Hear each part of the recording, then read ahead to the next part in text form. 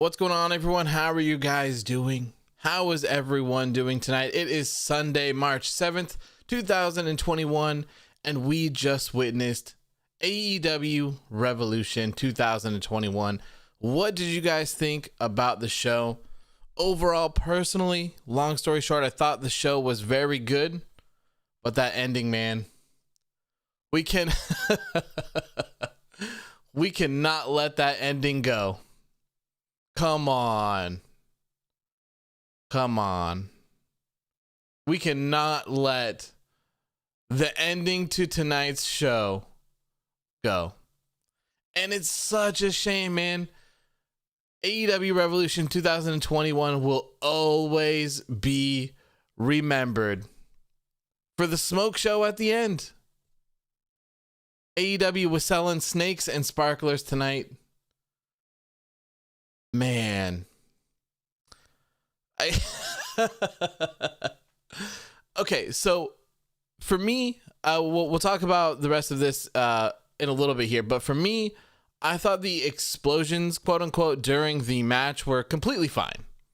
I didn't have any problems with those. They make sense to me. Of course, I didn't think that they were going to be out here blowing each other's limbs off with actual grenades or landmines, so those ones were completely fine.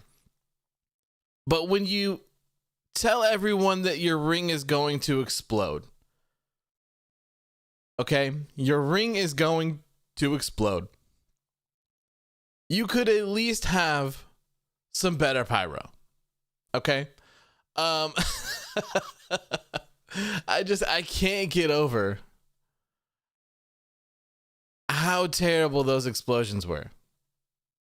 I can't get over it. Like, Cody Rhodes has better pyro than the match exploding. What? And it's such a shame, man.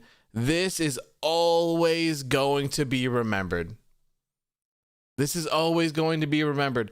And you know, like, with the whole explosions going on, I could clearly see Jon Moxley and Eddie Kingston the entire time.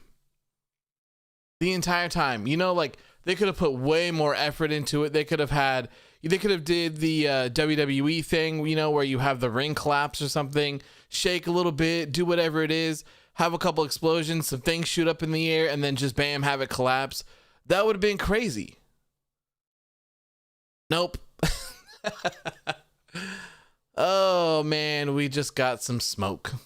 It sucks, man. That had to have been a botch. Maybe something didn't go off that was supposed to, or something like that. But man, absolutely brutal. Absolutely brutal. Anyways, you guys have been talking a lot, and I need to read through this here. But anyways, let me know what you guys thought about tonight's show down in the chat here, and we'll get going. We will get going. Pro Gamer says, any new champions? No, every single person retained tonight. Ale says, Moxley just commented on the explosion after the match in the ring. Wait. Marcel says, it was going so well until the end. Yeah. Punk says, tiny explosions in the ending. Yes. Yeah. Bob says, watch Moxley's promo after the show. What?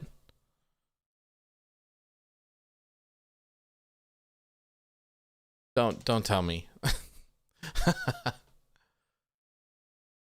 Jon Moxley gives a promo after, or are people just like talking? Because I don't see anything on here. I don't see anything on their Twitter. Nothing at all. Justo says, I saw a snippet of the promo. Bob says, watch it, please. What about the referee reactions? I wasn't paying much attention to YouTube. All Elite Wrestling. Sean Ross retweeted it. Okay. We'll find it. Let's get to the bottom of this. I saw first as the pyro explosion was leftover sparklers from Cody's fireworks. Okay. Let's see here, Darby. Oh, the media scrum. Oh, okay. Hold on. Let me mute this so I can make sure that I can play this before.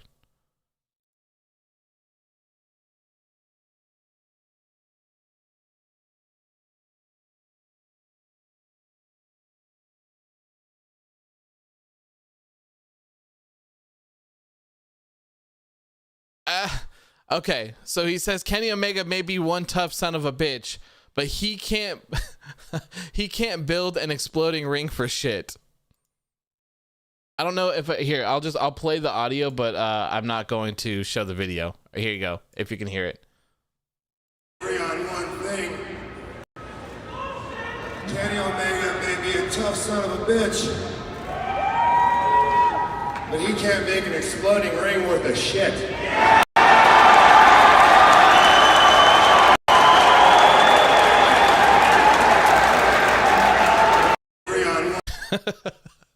There you go.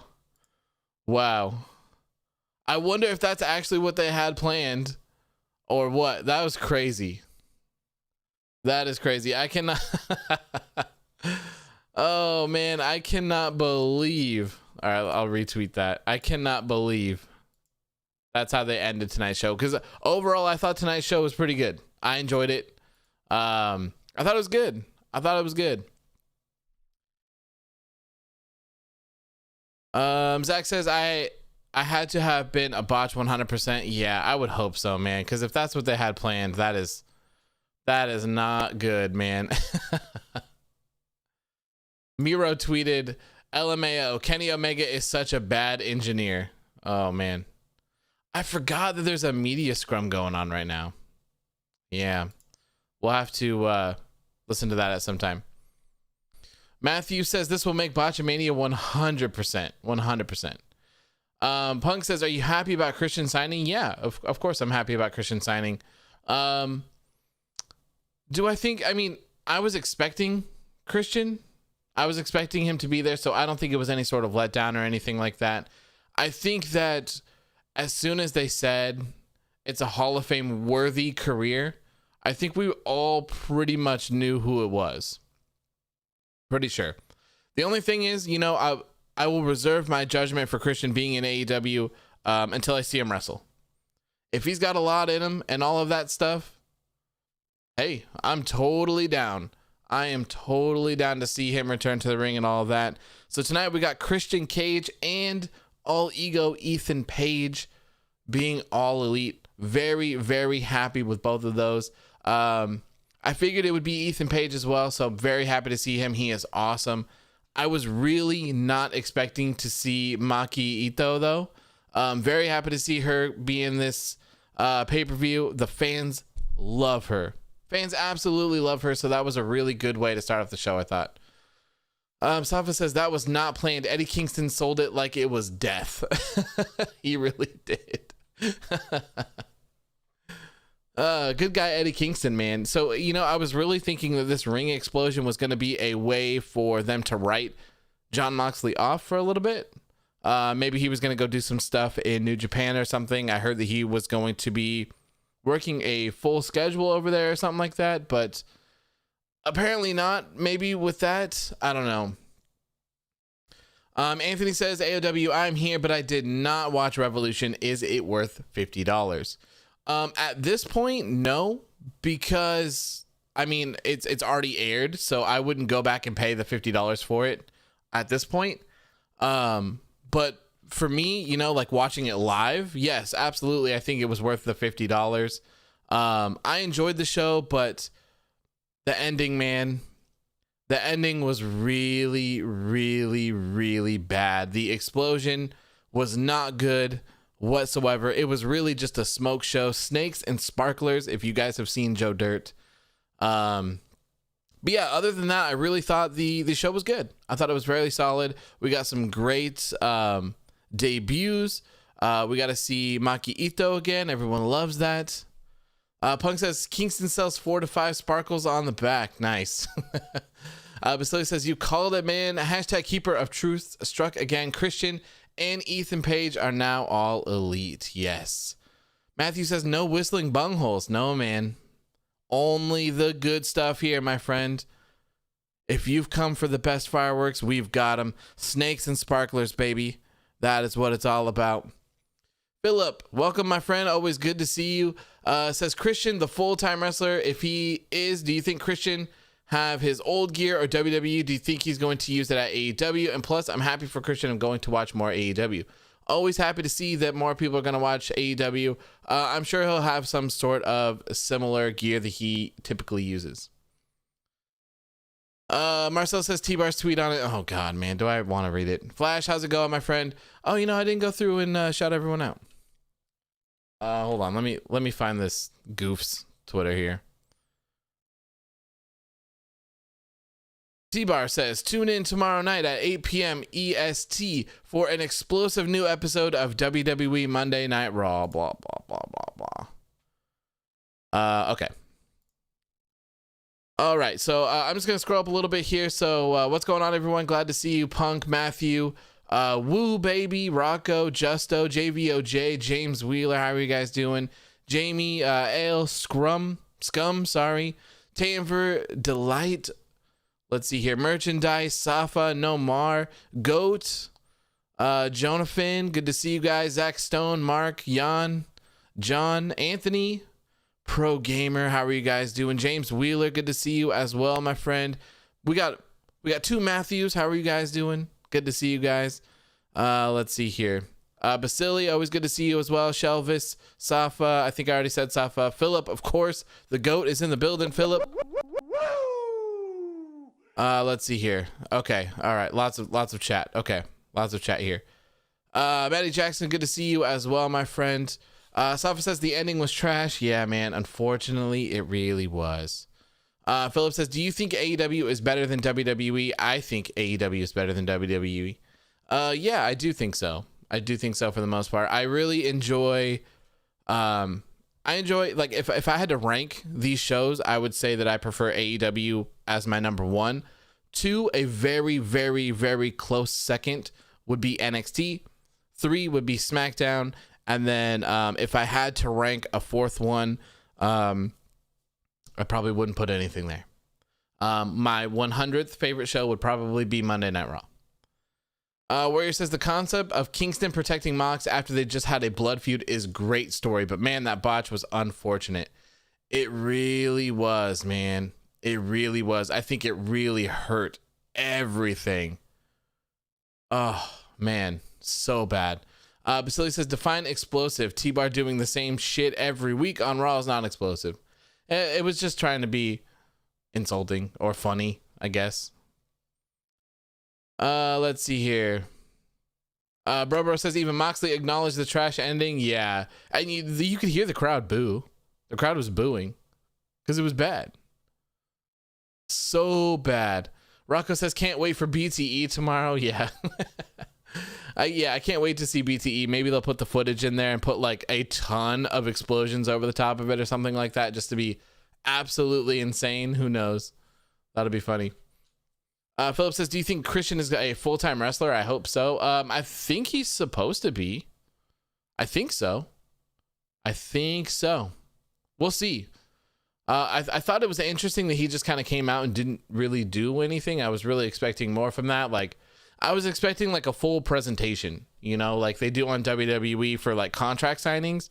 So I was expecting like Paul White to come out and then Christian to come out and then like Tony or something to come out or like Cody or I don't know, someone and like actually sign a contract. I wasn't expecting Christian to just come out and walk around and walk away.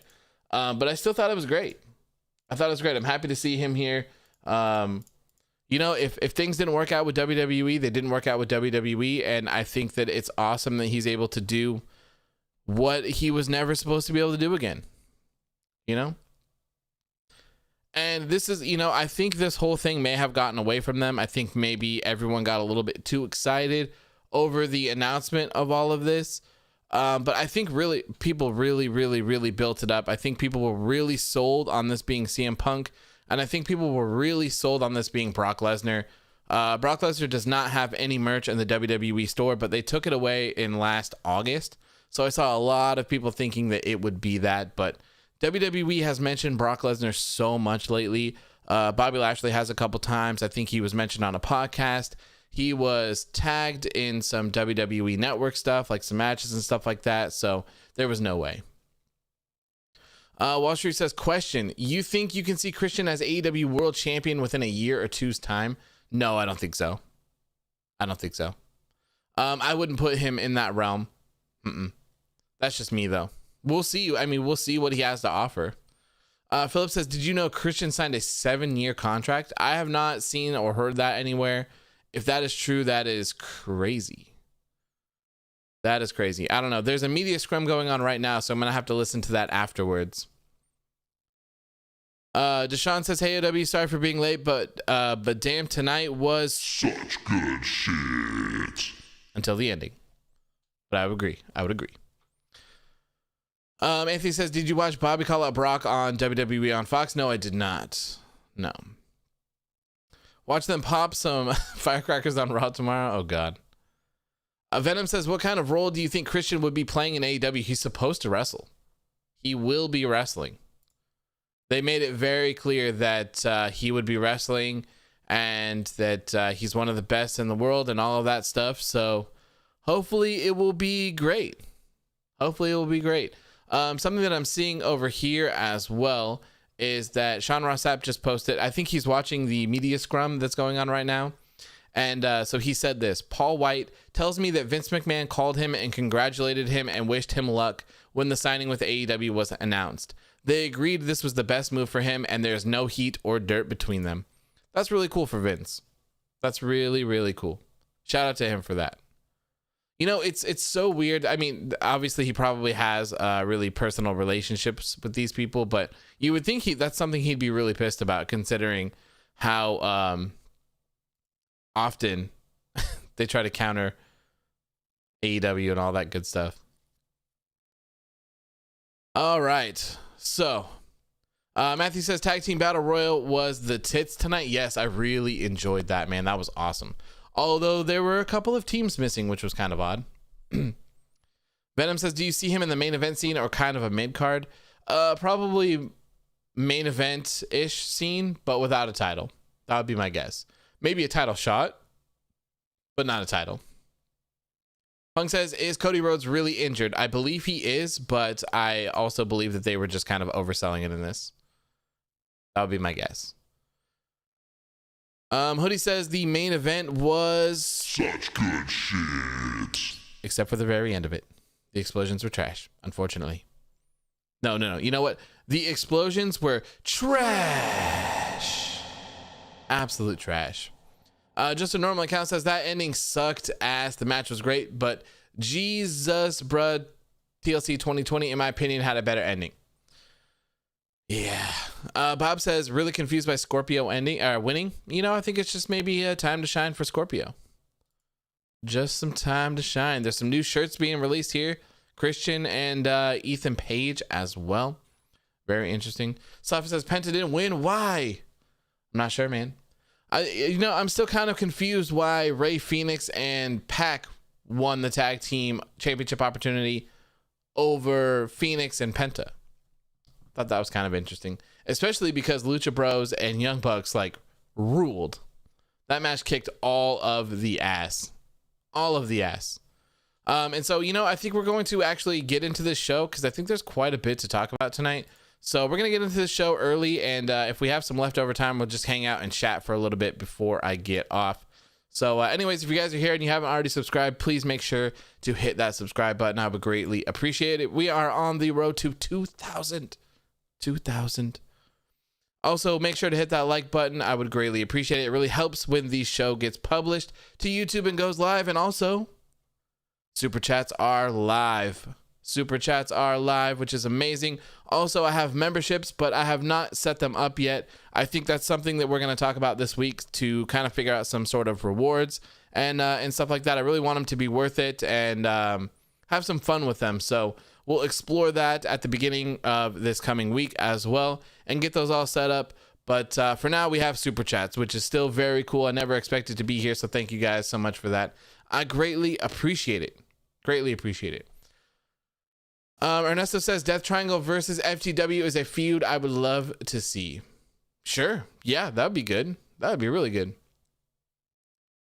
Kelowna says totally a face turn for Eddie. Yes. And it would have had so much more impact had we not been sold snakes and sparklers, man.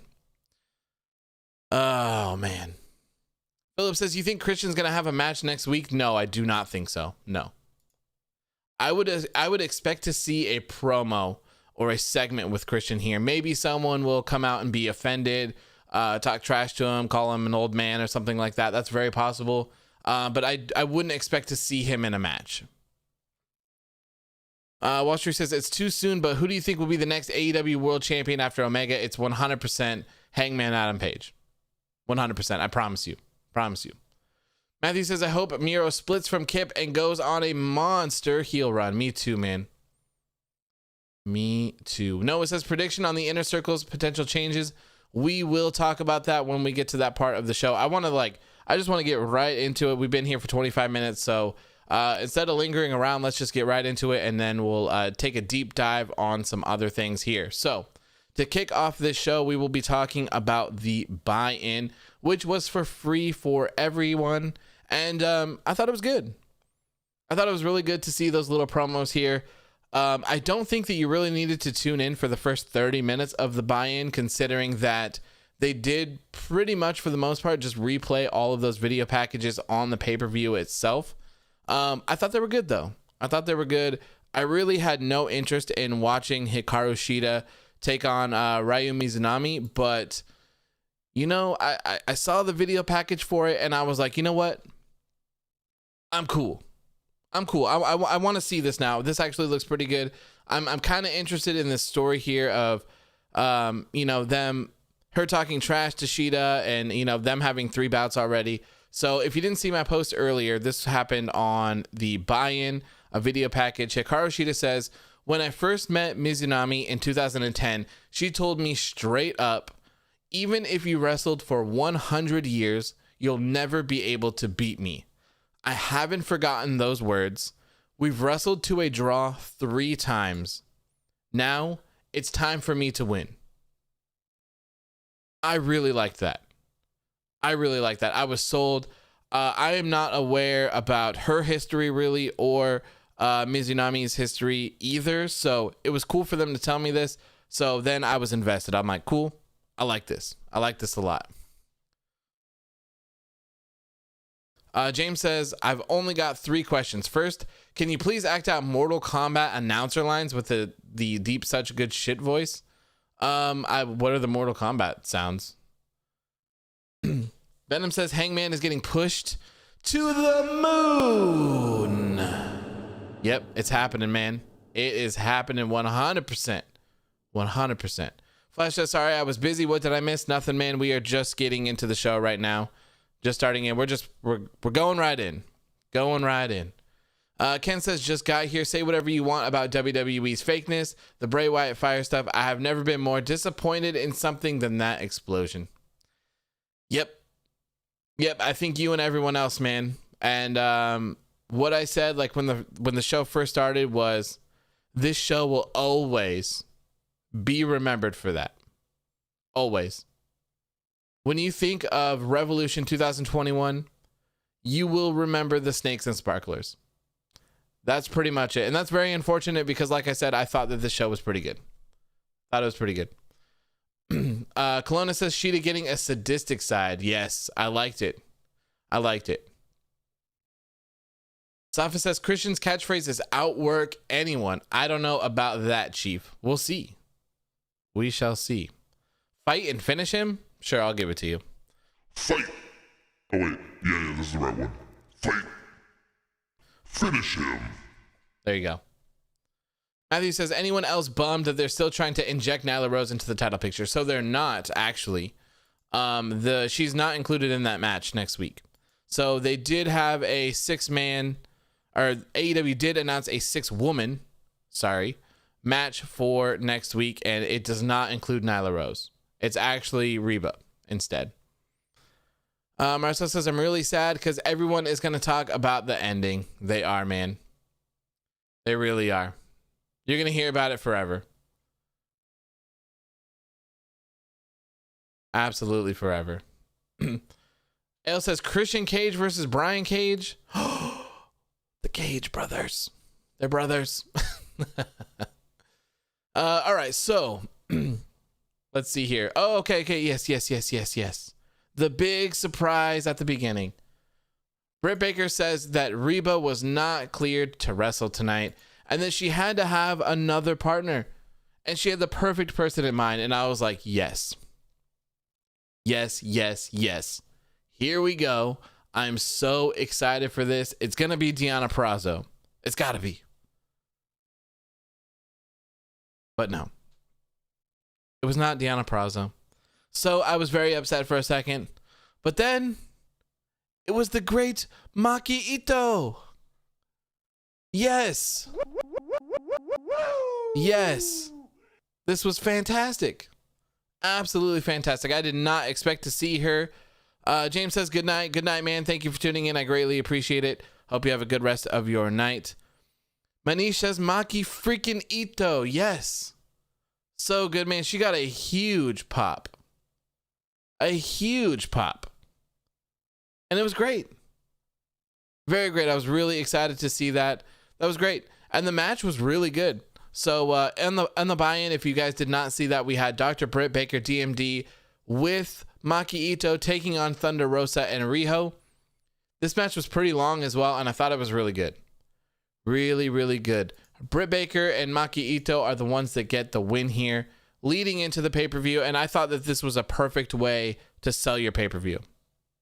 I really did. It made so much sense. Give the people what they want. Maki Itoh is what the people want. And there you go. You have yourself a couple buys, right?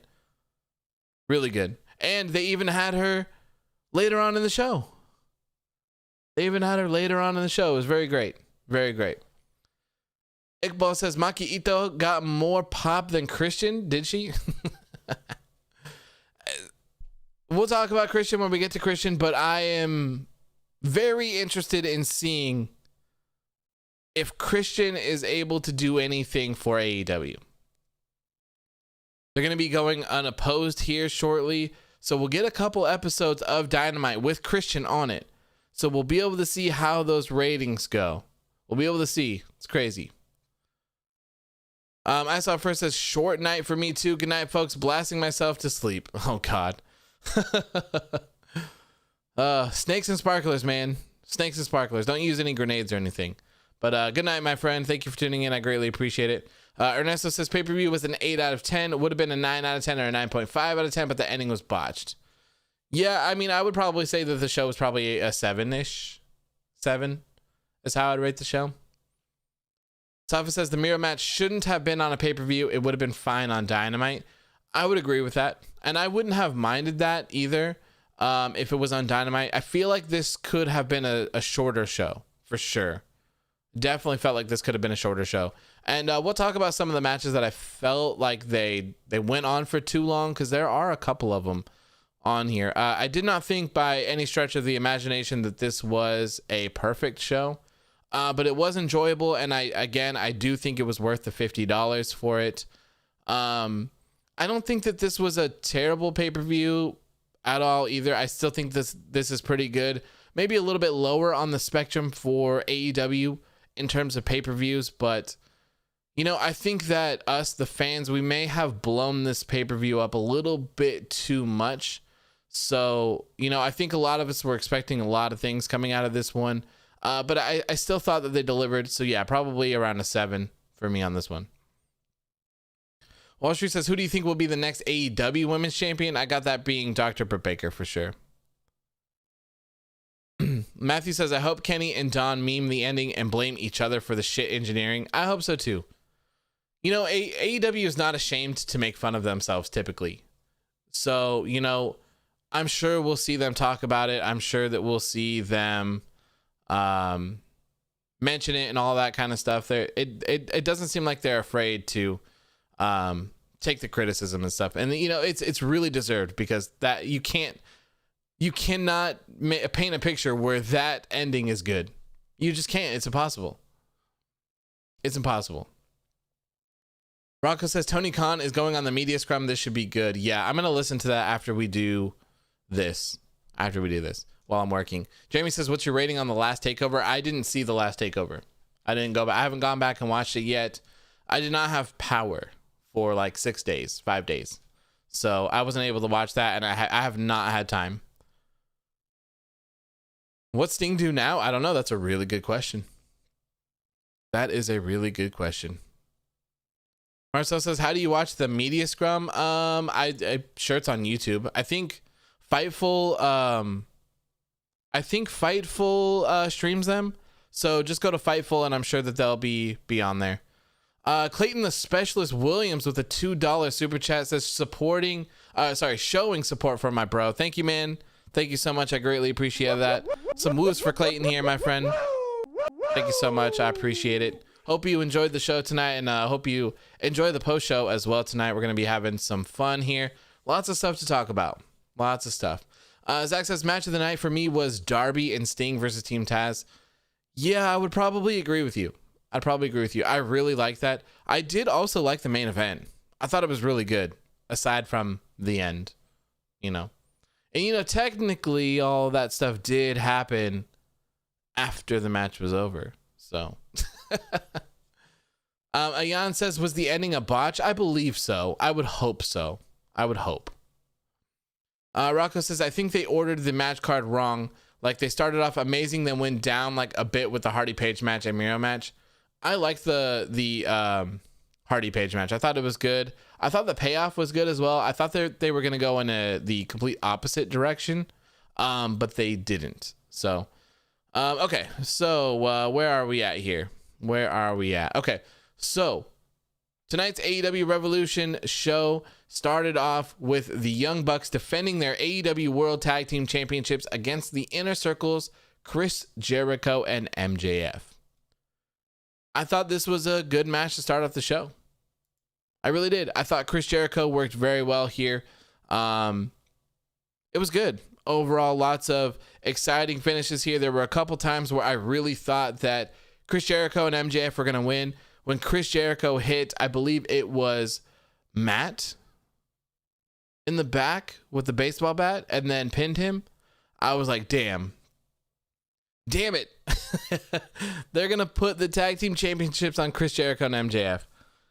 And then he kicked out, and I'm like, thank God, man. Thank God. I'm not ready for the Bucks to drop the championships yet. So overall, I thought this match was great. I think everyone looked really good in here.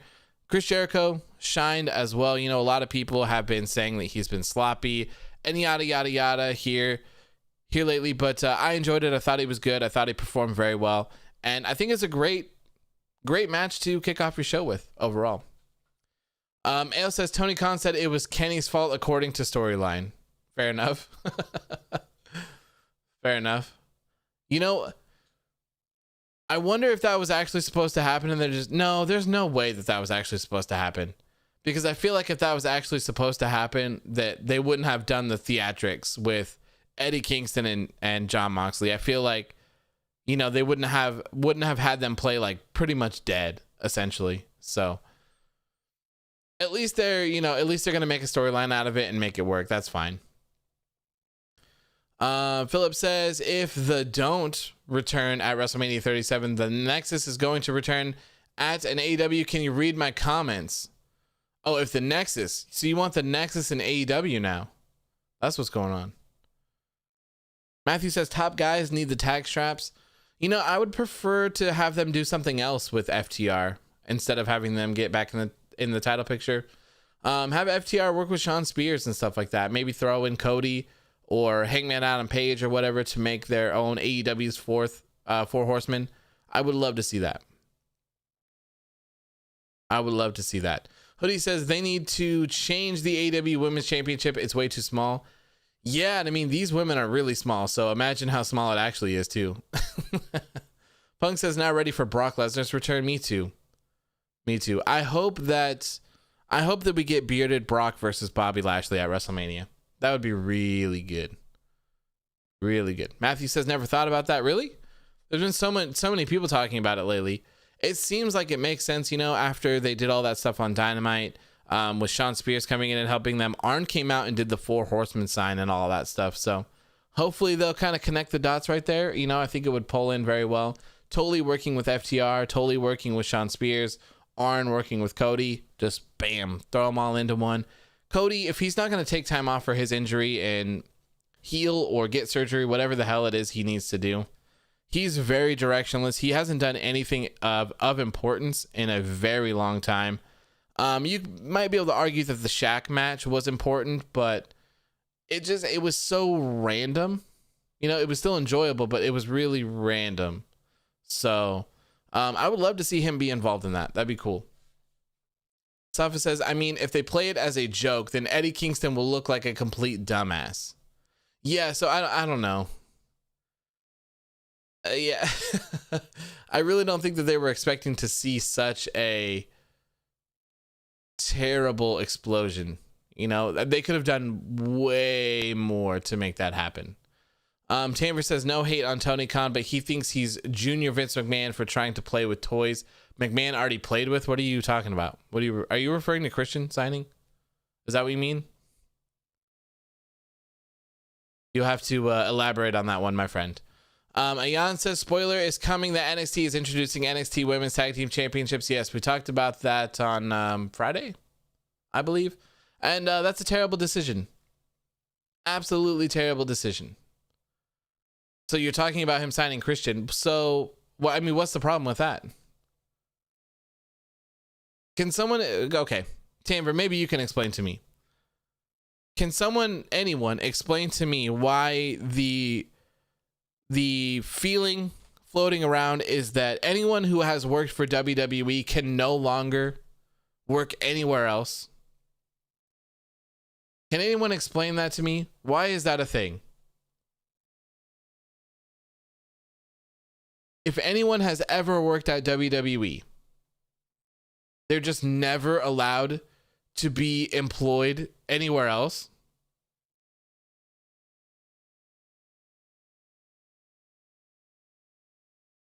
I don't get it. I don't get it. I don't get why that is a thing. It shouldn't matter where anyone has worked. It's irrelevant. It's irrelevant where anyone has worked. If you've worked for Burger King, you're not allowed to work at McDonald's? Why? It doesn't matter. None of it matters.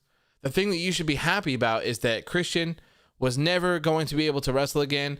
And then, guess what? He's able to. He's able to again. So this man is able to live his dream once again. And he's going to be being able to bump into some of the best talent in the world over in AEW as well. There's a lot of people that can get a Christian rub over in AEW. And especially if this man can go, if Christian can still go, man, I'm all in for it. I'm all in for it. I have no interest with if AEW were to take people that can't wrestle anymore or something like that. Like if AEW was ever to sign someone like Goldberg, then I would be very irritated about it. Someone who's not going to come in and not going to work and not going to put over the younger people and not do stuff like that, then yes, I would be very irritated with that. But I think that Christian's going to come in and I think he's going to wrestle a lot and he's going to, you know, put some people over, get over himself, have a good little run, and it'll be good. The Nexus in AEW? I don't think so, my friend. I don't think so. You might be able to, you know, convince Carlito to go over to AEW. Safa says Edge and Christian are on top of their respective companies. Man, it's so sad. It's so sad. I would have loved to see Edge and Christian reunite on WWE, but it didn't happen. And you know, like, Edge considered going to AEW as well. Edge was in talks with AEW. How crazy would that have been?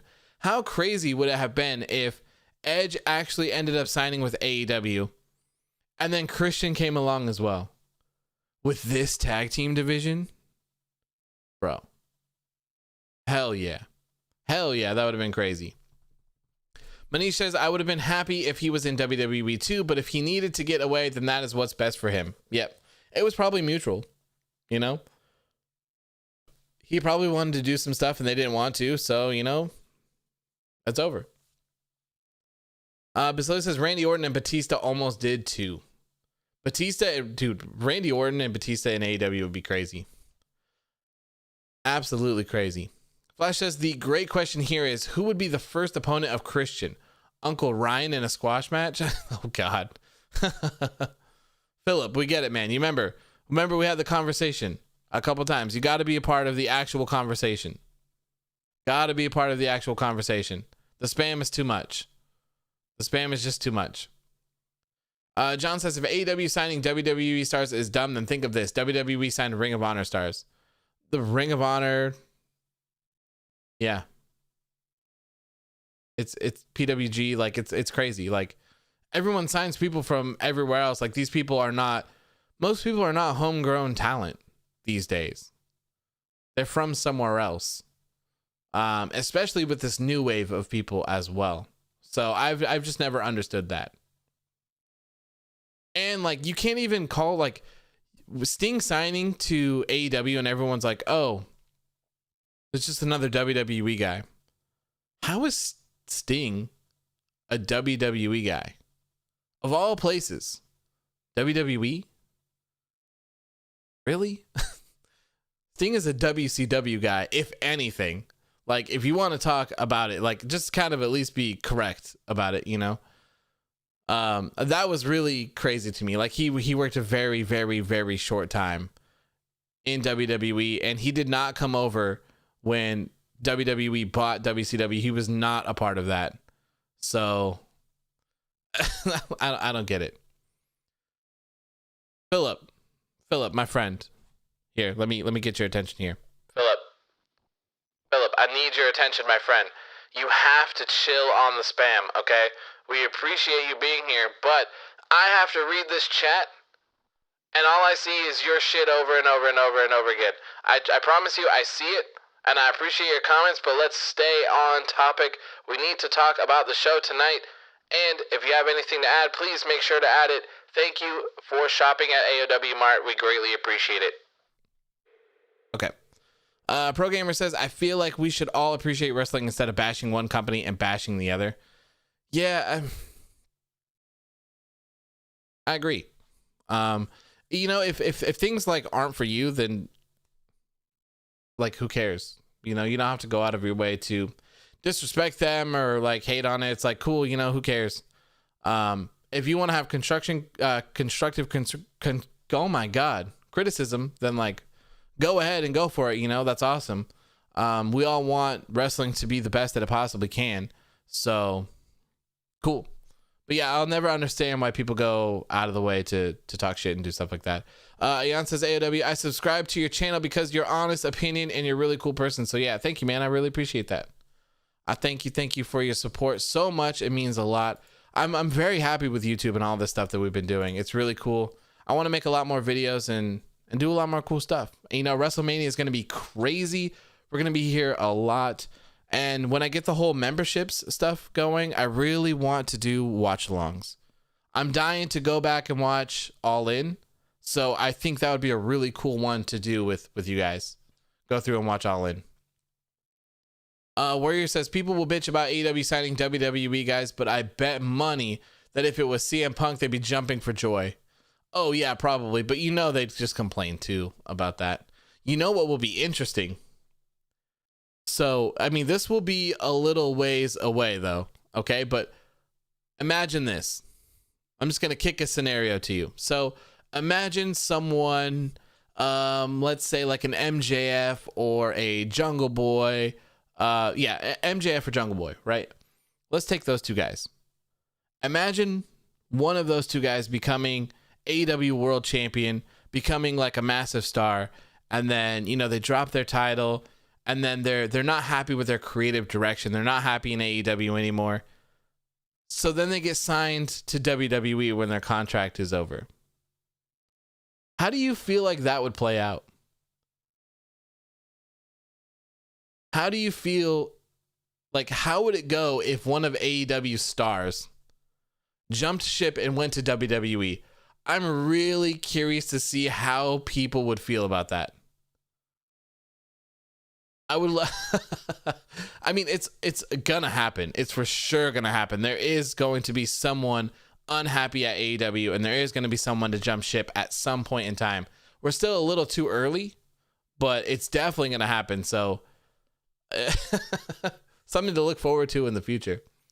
Pro Gamer says, hot take, Sting took too long to sign with WWE. Well, he didn't want to. He didn't want to. If he wanted to, he would have probably just went over when WCW got bought. WWE didn't acquire most of the big names when they got WCW. And I think that's why the invasion one wasn't as great, you know, as it could have been. Could have been so much better. Basili says, Sting even said at his Hall of Fame speech at TNA, when he was the first man to be inducted into the TNA Hall of Fame and WWE's Hall of Fame, he said it wasn't retiring for good. Good to see him back, man. He looked great tonight. Of course, you know, this was a lot more cinematic than I would have expected, but it was good. It was good. Probably one of my favorite parts of the show for sure. Matthew says, Tommy End would be great as an AEW performer. Yes, he would. And Anthony says, AEW, I'm here to get rid of your typical Aleister Black question. Do you think he will hit in AEW? Huge news. Absolutely massively huge, earth-shattering, groundbreaking, breaking news on Aleister Black. Are you guys ready for this? Drum roll, please. There are no updates on Aleister Black. Thank you. Let's see here. Basili says, I feel like Kurt Angle did to come back in WWE, but at that time, I'm glad that it was not. Can you not hear the drum roll? Can you not hear it? I have my mic sensitivity pretty low, but I feel like you could hear it. Yeah, I'm glad that it wasn't Kurt Angle. Really glad that it wasn't. How many of my predictions for Revolution were right?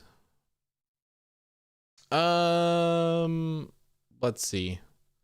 So I believe I said Young Bucks. I got the Deonna Purrazzo one wrong, but I got the match ending right. I believe I got the tag match right.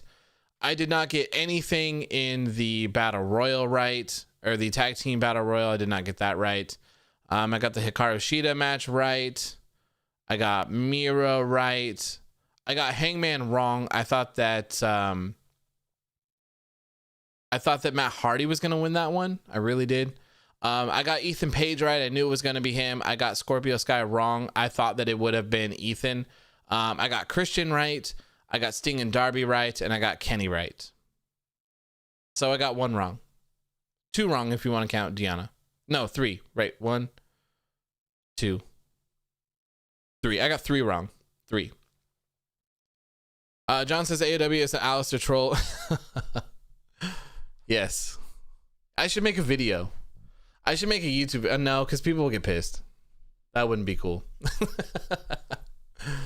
TR says Aleister Black is doing just fine with Thea Trinidad. Man, I hope that she comes to AEW soon.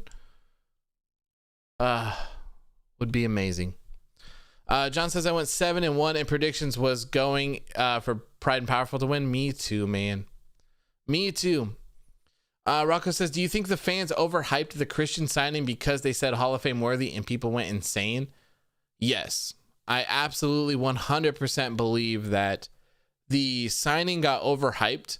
And unfortunately, I think that, like, to me, I think that Christian signing was a huge deal. And I assumed that it was him because they said Hall of Fame worthy instead of like a Hall of Famer or anything. So this told you that this was someone who most likely was not in a WWE Hall of Fame. And I believe he said that he was under 50 as well, which Christian is like 47. I believe, if I remember looking, everyone else that was speculated was over 50. So Christian fit the bill pretty nicely. I really did not ever think that there was a chance of CM Punk being in it. But, you know, if this would have just happened, I think this would have been a much larger deal. Much larger deal. We see WWE do this stuff, this kind of stuff all the time, and I feel like it really just mostly bites people in the ass. Things get hyped up way more than they should, and then they just don't live up to that hype. Even though that the debut was huge and crazy, people were expecting Brock Lesnar. So, of course, if you're expecting Brock Lesnar to come out or CM Punk to come out, of course Christian is going to be a huge upset. So I think they just did it to themselves. I think they really just did it to themselves. where he says people genuinely thought that Lesnar was a possibility. So I don't think that I think that it would be a possibility down the road at some point. I definitely do. If the money was right, I don't see Lesnar being a person to be a WWE loyalist by any means. I don't think. So I feel like if the money was right and all of that stuff, that he would be there, but I really didn't think it would be right now. Rocco says, I don't think Lesnar knows what AEW is. I would assure you that he probably does. I assure you that he does. Matthew says, Aleister Black needs to get out of WWE ASAP unless he gets back to NXT somehow. He's been wasted up there on the main roster. Yeah. Yep, I would agree. I would love to see Aleister Black back in NXT, but that's what he wanted to do, and they wouldn't let him. They said no. So, from what I've heard, he's not even there backstage. They don't even have him come to the building anymore. That's how bad it's gotten for Aleister Black. I timed Philip out because he didn't listen. So, I'm sorry, Philip, but you got to listen, man. You got to listen. I can't read through all of this nonsense all the time. Hook House Beats said Eli Drake should have come to AEW. Yeah, man, because maybe he wouldn't have such a god-awful name.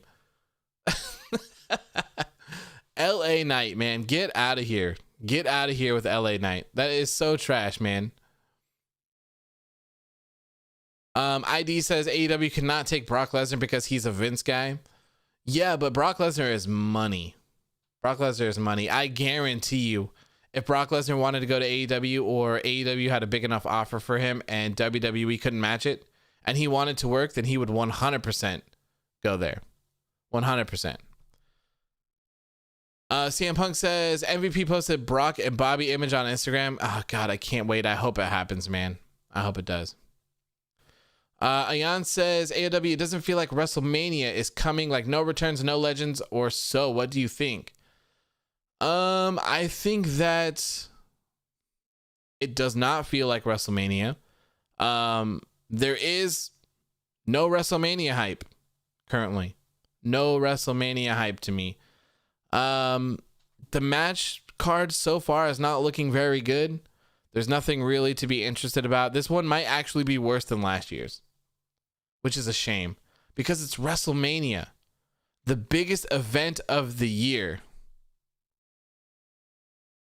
TR says Eli Drake is LA Knight, I think. Yes, he is. He is. John says LA Knight sounds like a bad DC character. I'm not even going to lie. Yeah. LA Knight sounds like a bootleg Batman trying to save Los Angeles. Either that or it sounds like some sort of like washed up sports team somewhere, you know? The LA Knights. Like, get out of here with that. It's Eli Drake. Like, how can you give that man such a trash name? Come on. Come on. I've seen a lot of people say that it's a play on his name, like LA, Eli, LA, like, but really? LA Knight? No, I'm not rolling. I will never roll. And every chance I get, every opportunity that comes a knocking, I'm 100% disrespecting the name LA Knight. Forever. Safa says the death match was on its way to be my match of the year so far, but it left a sour taste. So it's still Balor versus done so far for me. Not bad. TR says Ethan Page will get lost in AEW like Matt Sydal and Sean Spears. I hope not. You know, and so the cool thing about AEW is that they're going to have that other show soon. They're going to have AEW Dark Elevation. So if they can get these people in, which includes me in this, because I don't watch AEW Dark, they need to give people like me a reason to tune into AEW Dark. I have no reason to. Like, I think on Wednesday we were talking about what happened between Christopher Daniels and Frankie Kazarian. You know, they popped up on TV and they said, hey, you know, if we lose another tag match, we're never going to tag together again, as kind of like an incentive. And then I haven't seen them on my TV since. I saw them for the tag team battle royal today, and they said that they've won 6 straight matches.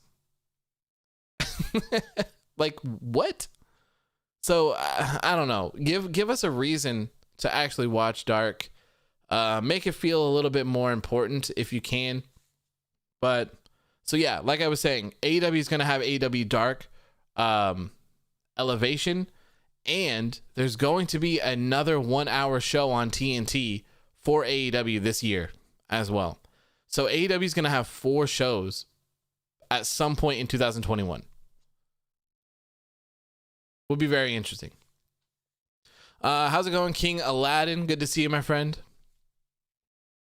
Matthew says, so what's the deal with Sammy? I'm sure that they're just kind of taking him off for a while. He said that he needed a break. You know, he was laughing on Twitter about MJF and Chris Jericho losing. I'm sure that they're just kind of buying him some time to do something. Fly says, did Scorpio leave SCU? I'm not sure, to be honest with you. I'm not sure. I'm not sure if he's still in it or what. I would hope that they wouldn't remove him, because you can always, you know, it's like I say all the time for WWE, it never makes sense to break tag teams up, because you could have Scorpio Sky be a singles competitor and still have the rest of SCU support him in that type of fashion. You know, if there's ever a time where Frankie or Christopher Daniels get hurt or something like that, he can fill in for them as well. So, but I don't know. Hook House says, I've slacked off on Dark a bit. I just need to watch it. I don't think I've ever watched an episode of Dark, to be honest. I think I've seen a couple bits here and there, but I've never actually watched it. Okay, so what is next? The AEW Tag Team Casino Battle Royal was the next matchup here, and I loved this.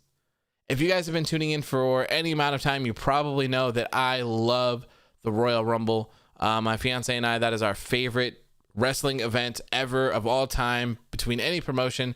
It's always the Royal Rumble. So whether they're good, bad, or ugly, I always love tuning into them because it's just so much fun. The anticipation for the next person, the excitement for a returning person or a debut or something like that. And now we have the men's and the women's in WWE, so that's really cool. And now we pretty much have a tag team version of it in AEW. This was really, really cool. So after 90 seconds, so, you know, 2 people came out to start the match, or sorry, 4 people, 2 tag teams came out to start the match. And then every 90 seconds, another tag team was introduced into the match. And this match had 15 tag teams, which if you split those up, that's 30 people. That's a Royal Rumble right there. That's a Royal Rumble. Matthew says, AEW, a company that adores its tag teams. I mean, yeah, look, I mean, think of it this way. There were 15 competitors, 15 tag teams in the Battle Royal. There were 2 tag teams that started off the show. There were 2 more tag teams later on. Like, just tag teams galore, man. It's absolutely insane how many tag teams. And it's even crazy how many trios they have. AEW has a better, or a bigger and better. Yeah, sure, I'll use that word too. AEW has a better, bigger and better trios division than WWE has with its tag division, like in general. I would say that they probably have easily more trios than WWE has tag teams currently. Crazy. Ryan says the exploding barbed wire is the wrong way for Moxley to go out. Well, I mean, who knows if he's actually going to go out now, because that was very weak. That was very weak. But, you know, I also, like, I can't compare it too much because I've never seen the old exploding barbed wire deathmatch stuff. So I'm not sure what the differences are. I'm not sure if they're more violent or anything like that. So I can't speak on that. But for this one, I thought it was good. Flash says, AEW, my friend, I must go. I'm giving an 8.5 to Revolution. I didn't like Miro's match. Long live the Triangulo de la Muerte. And remember, Hangman fucks. Thank you, my friend. Thank you. Always a pleasure to see you. Have a good rest of your night. Fly says, Sammy also tweeted respectfully, outwork me. Sammy and Christian could be really good. Yes. Yes, it could. I would love that. John says, what's the deal with the QT Marshall stuff in the Battle Royal? I'm not sure. I'm not sure at all. So let me name off all the tag teams in here. They did seem to remove 2 of them. One was Top Flight, and I'm not sure what the other one is off the top of my head. So anyways, entering first was the Natural Nightmares. Number 2 was 5 and 10 from the Dark Order. 3, Santana and Ortiz for the Sydal brothers. 5, Evil Uno and Stu Grayson from the Dark Order. 6, The Gun Club. 7, Peter Avalon and Cesar Bononi. 8, Varsity Blondes. 9, Bear Country. 10, Jungle Boy and Luchasaurus from Jurassic Express. 11, The Butcher and the Blade. 12, Private Party. 13, Frankie Kazarian and Christopher Daniels from SCU. 14, Pac and Ray Phoenix from Death Triangle. 15, John Silver and Alex Reynolds from Dark Order. So John Silver and Alex Reynolds get the heads up here. They were the final tag team into the match, and something interesting that did happen to them in the middle of the match, or interesting, I guess, maybe, is that the Natural Nightmares and the Gun Club are all a part of the Nightmare Factory, stuff like that. Nightmare Family, whatever it is, whatever you want to call it. QT Marshall actually eliminated the Gun Club, and Dustin Rhodes was irritated, like, why are you eliminating them? We're supposed to be together, you know, we should be eliminating everyone else around us, and then, you know, when the 4 of us make it to the end, then we can battle it out and find out who the best tag team is. Words are hard. Okay, words are hard.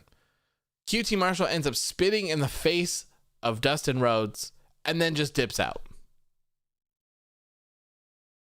Very odd. Very odd. Like I said, I don't watch Dark. The Natural Nightmares are on a 4-match winning streak, so I'm assuming that's where all of that happened. So I don't know. Like I said, I really think that AEW needs to find a way to bridge that gap between Dynamite and Dark, because I'm clearly missing out on a lot of stuff. Basili says, you know, AEW, even though you don't watch too much of New Japan, but they actually have a trio tag championship, and Kenny Omega and the Young Bucks, when they were in New Japan, won the trios tag team. Yes. Yeah, I'm familiar with their trios division. I just don't watch all of their stuff. Seth Rollins says, AOW, sorry for blessings you for bad ending of Revolution. Yeah, man, what's going on? What's going on, man? You trying to you trying to hurt the other company? You trying to hurt the competition? Rocco says, Tony Khan said that Omega built it terrible, as you can tell, since he was making it with a hammer and drawn out with a crayon. So this leads me to think it's for a storyline. So I think that they're saving grace. That's what I think that they're doing. I don't think that they would have done that Mox and Eddie Kingston ending had they expected 4 snakes and sparklers at the end. That's just my guess. That's just my guess. They really made it seem like Eddie Kingston and Jon Moxley like died in the middle of the ring. And the snakes and sparklers, man, did not really do it. Did not do it. So yeah, this one was really good. It got down to 4 people, but 3 teams. We saw Pac and Ray Phoenix remaining as one team, John Silver for the Dark Order, and Jungle Boy for Jurassic Express. This was good. I really thought that for this one, I booked Santana and Ortiz winning. My secondary was John Silver and Alex Reynolds. So those were my 2. I lost both of those here. I was not really expecting to see Pac and Phoenix win. I figured that they would save them for the trios titles, but apparently I was wrong. Apparently I was way wrong. But this was really, really good. And you know, more than anything, I really want to see a Ray Phoenix versus Jungle Boy match right now. I'm not sure if we've seen it before off of the top of my head, but man, Ray Phoenix rules right now. He is main event worthy. He is kicking all the ass everywhere. He is outperforming everyone. He's doing so good. So good. And Jungle Boy looked fantastic as well. I think a lot of people would have rather have seen Jungle Boy win this, so that Jungle Boy and Luchasaurus could challenge for the tag team championships, but I don't mind it either way. I don't mind it either way. And if I had to guess, I would probably tell you that Pac and Ray Phoenix are not going to take the tag team championships away from the Young Bucks. That would be my guess.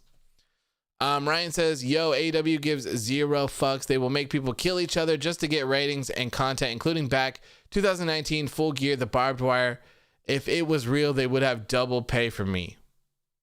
Well, it's interesting. It's interesting. You know, I don't think that they give 0 fucks. They don't do these all the time. Look at how long it's been since the last one. It's been a long time. This has been a blood feud since the beginning. Ever since Jon Moxley made his debut in AEW, him and Kenny Omega have been bumping heads. So, you know, it was time to put an end to it. Time to put an end to it. They had to take all the stops here. And the story is Kenny Omega beating Jon Moxley in his own game. Matthew says Jurassic Express is so money. Me too, man. Me too. C said, did they not test this before the show and like, wow, this looks like garbage? I would assume that something didn't go off. That would be my guess. I would assume that some stuff did not go off properly, and that's just, we got what we got because of it. That's my guess. Raleigh says, it feels so bad for Fireworks Guy. Vince would be going crazy right now. Not good. 9 out of 10 show. Great. Moxley and Omega, what a match. Barbed wire and everything. Wow. Yeah, I thought it was good aside from the explosion at the end. I didn't like it. Programmer says, who are the longest reigning AEW tag team champions? I'll tell you. Let's look it up. So one of the cool things about AEW is if you go to allelitewrestling.com, you go to roster, it will show you their champions at the top, and you can click on them, and then it will give you the entire tag team title history. So SCU, Frankie Kazarian and Scorpio Sky were the very first AEW World Tag Team Champions. They had an 83-day run. Kenny Omega and Hangman Adam Page dethroned them and had a 228-day run. FTR dethroned them and had a 63-day run.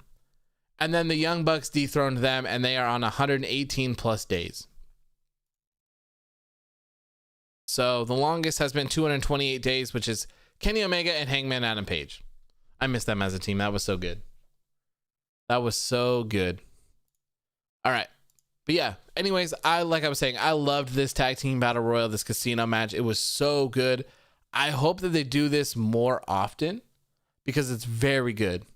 Very, very, very good. Especially if they do it at Double or Nothing and stuff like that. Oh, Double or Nothing. We're going to talk about that in a minute as well. So sad. Josh says Young Bucks versus MJF and Chris Jericho was my favorite match of the night. It was a good one. Good show to start off the match for sure. Ross says, I heard that Eva Marie is coming to AEW. I don't think so. I think she just signed with with WWE. And she's been posting a ton of pictures with that Parker Boudreaux guy as well. You know, the baby Brock Lesnar. So I would assume she's in WWE. I think she was supposed to, or everyone assumed that Eva Marie was going to work a program with Angel Garza, and then maybe they just never pulled through with it. Jaden says, rip your Double or Nothing tickets. So I don't have any like physical tickets. They were all digital on the like AXS app or whatever. So yeah, we'll talk about that. We're almost there when we get to that. Next up, there was a backstage segment here with Paul White, and Dasha asked him to give a little bit of information about the signee, and he said, I'll give you a hint. This particular talent, I don't think anybody here can outwork them. There you go. Another hint towards it being Christian Cage. Rocco says, yeah, Young Bucks versus MJF and Chris Jericho was amazing in my opinion. It was good. It was really good. Baby Brock, yes. I mean, that Parker guy is going to get compared to Brock Lesnar for the rest of his life, probably. Especially since he signed with WWE. I think it's inevitable. It is inevitable.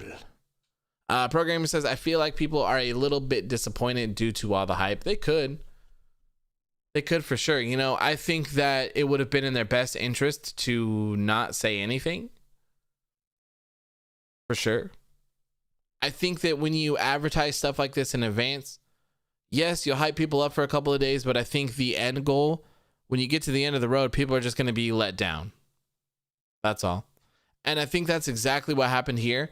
But, you know, personally, I don't think that Christian is a letdown at all. I think that people just got their expectations too high. They were really expecting CM Punk. They were really expecting to see Brock Lesnar, and it just wasn't going to happen. Like, I mean, that's it. It wasn't going to happen at all.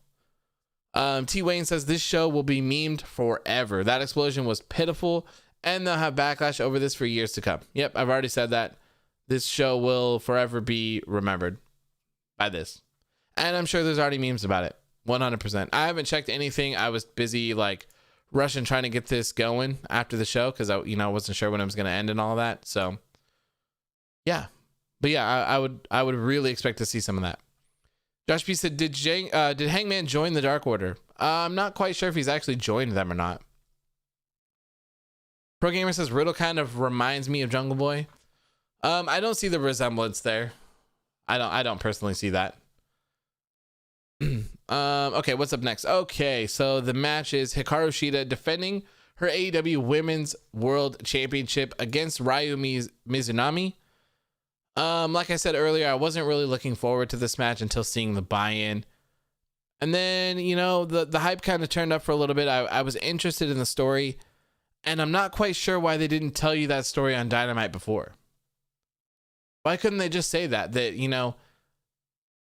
they've been, if you will, feuding for years. They fought 3 times, and Shida's never been able to win. In fact, no one's been able to win. And we all knew that this match was going to actually come to an end because the time limit on it was 60 minutes. And there was no way that Shida and Mizunami were going to go for 60 minutes tonight. There's no way.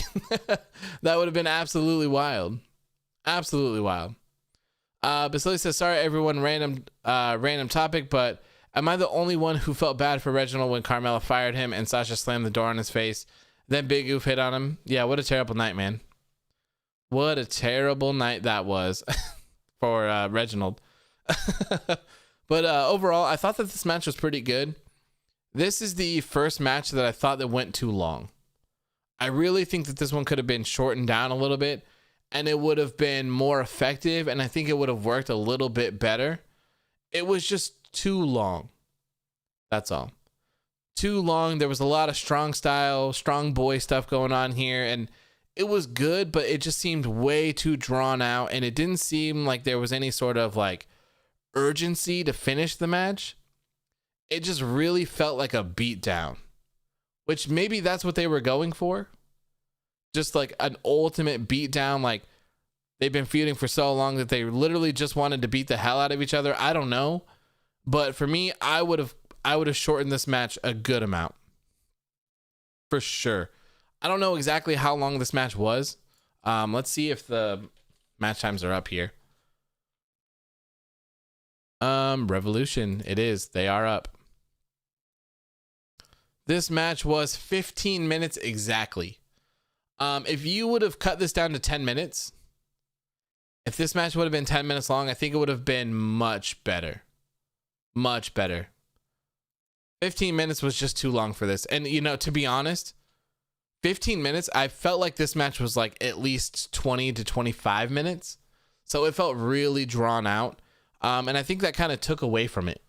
But overall, I would still say that this one was pretty good. And I think it was really obvious who was going to win here. There's no way that they were going to put the title on Mizunami whatsoever. So, of course, Shida retains her championship. But now, where does she go from here? Who steps up to the plate to challenge Shida for the AEW Women's World Championship? Is it Britt Baker? Wouldn't be mad at that. I still think that Britt Baker should be the next AEW Women's World Championship. More importantly, I think she needs to be that champion. Sheeta's been champion for a long time. A long time, though. Let me look this up. All Elite. So, I don't know. Maybe they want to get her to like a full year before taking it from her. We wouldn't have to wait that much longer, I think. Yeah, so she's held the strap for 286 plus days.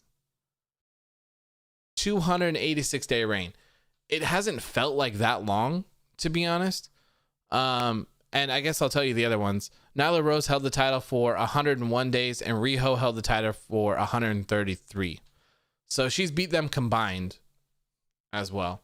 But I think it's time for Britt Baker. She's improved a lot, and I think she's on top of it.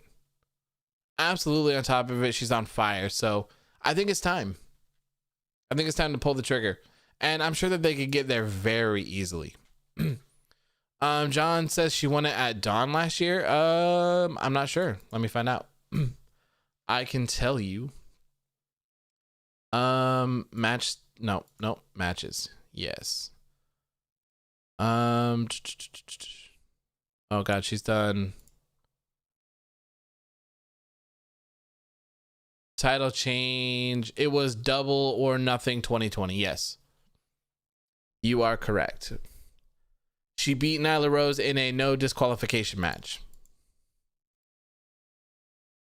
Zach says, I would have loved to see Abaddon win the title. I would have been down for that. I would have been down for that as well. I like Abaddon. Manish says, Big Show told Sean Ross Sapp that Vince called him and congratulated him. Yes, we talked about that. Yeah. It's like I said, that's really cool. That's really cool that he did that. Really cool. John says Britt Baker 100%. Yes, I agree. Johnson, Bo Dallas victory run. There you go. There you go. Ryan says I sub, bro. Thank you, man. I greatly appreciate that. Thank you. Thank you. We are on the road to 2,000. 2,000. I don't know what we're at right now, like 1,300, 1,300 and something. So we got a ways to go, but you know, I'm very happy with where we are. So you don't see your name. It sucks. It doesn't ever update. I don't know why. It might be like YouTube that just doesn't handle these very well. I use them all the time for Twitch and they update immediately, but with these ones, it doesn't. Let me see if I can. Let's see if I bring it up, if it will work. Event list. It might just take YouTube time to send it to them. Yeah, it still doesn't show on here, even in the back end one. Doesn't show it. Matthew says, oh man, Bo Dallas. I wish he was doing something. Yeah, me too, right?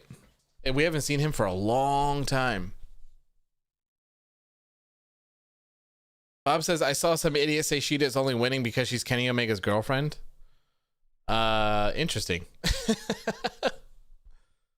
You know, we might have some bad news for them.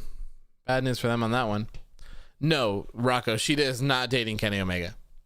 No. Philip, come on, bro. I put you in timeout and this is what you do when you return? Raj Gur? Are you talking about Raj Giri? From Wrestling Inc.? I mean, you would think that someone like him would know better than that.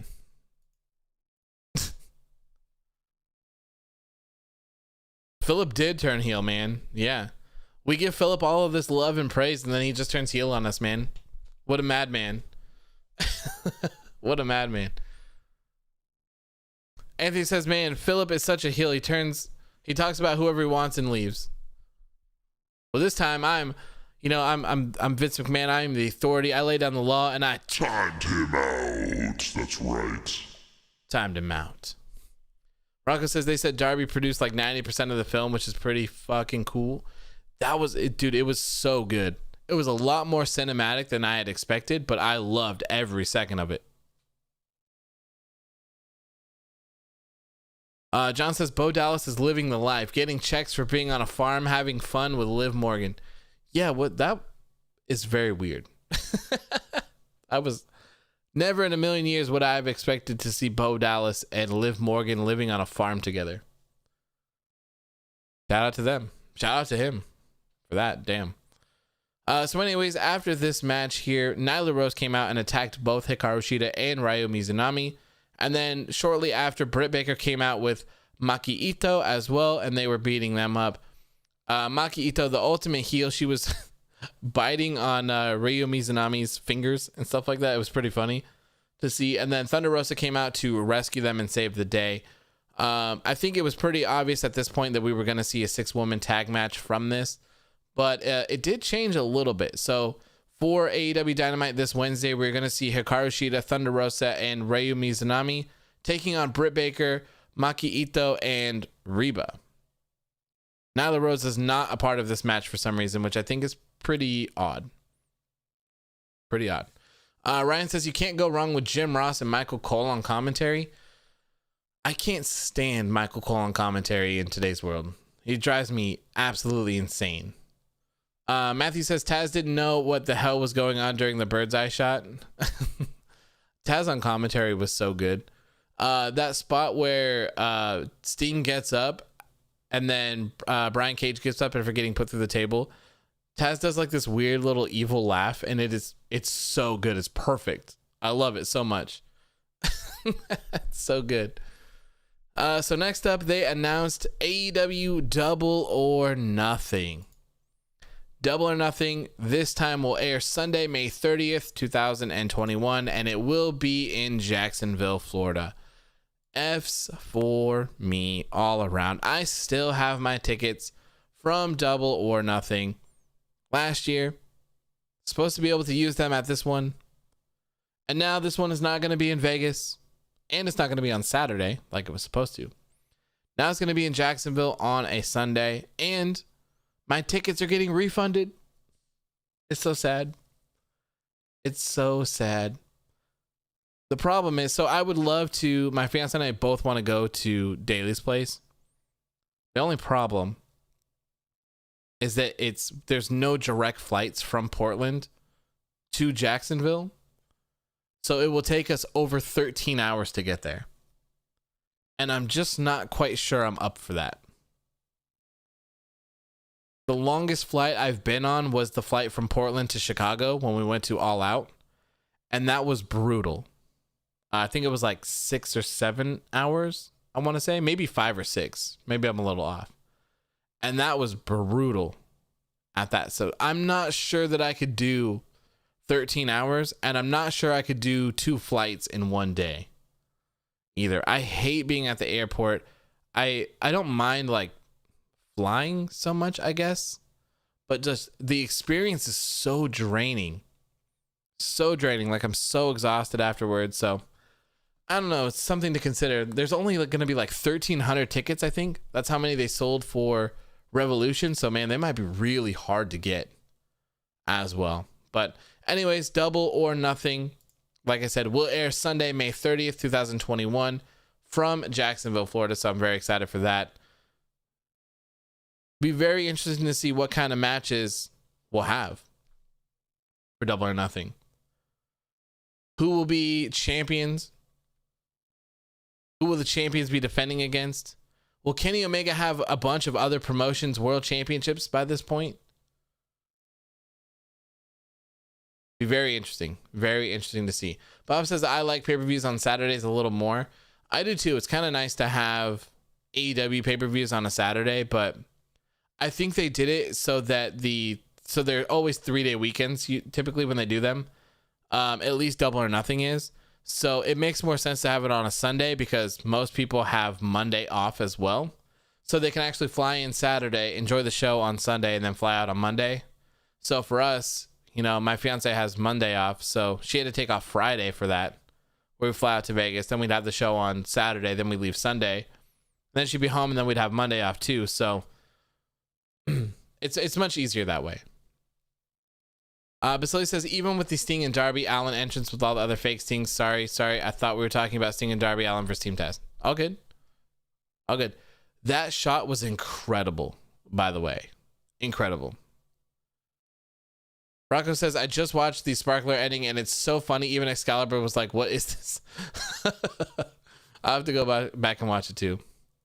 Matthew says, I'd love for Kenny to start a mad down and dirty feud with Kota Ibushi and take the New Japan title. Me too, really bad. I would love to see that. Love to. Anthony says, I think it's better to have a pay-per-view at the last Sunday of the month to have a big feud. Down for that. So next up was the match with Miro and Kip Sabian taking on Chuck Taylor and Orange Cassidy from the Best Friends. So before this match, Miro attacked Chuck Taylor and Orange Cassidy backstage while they were giving an interview and beat the hell out of him.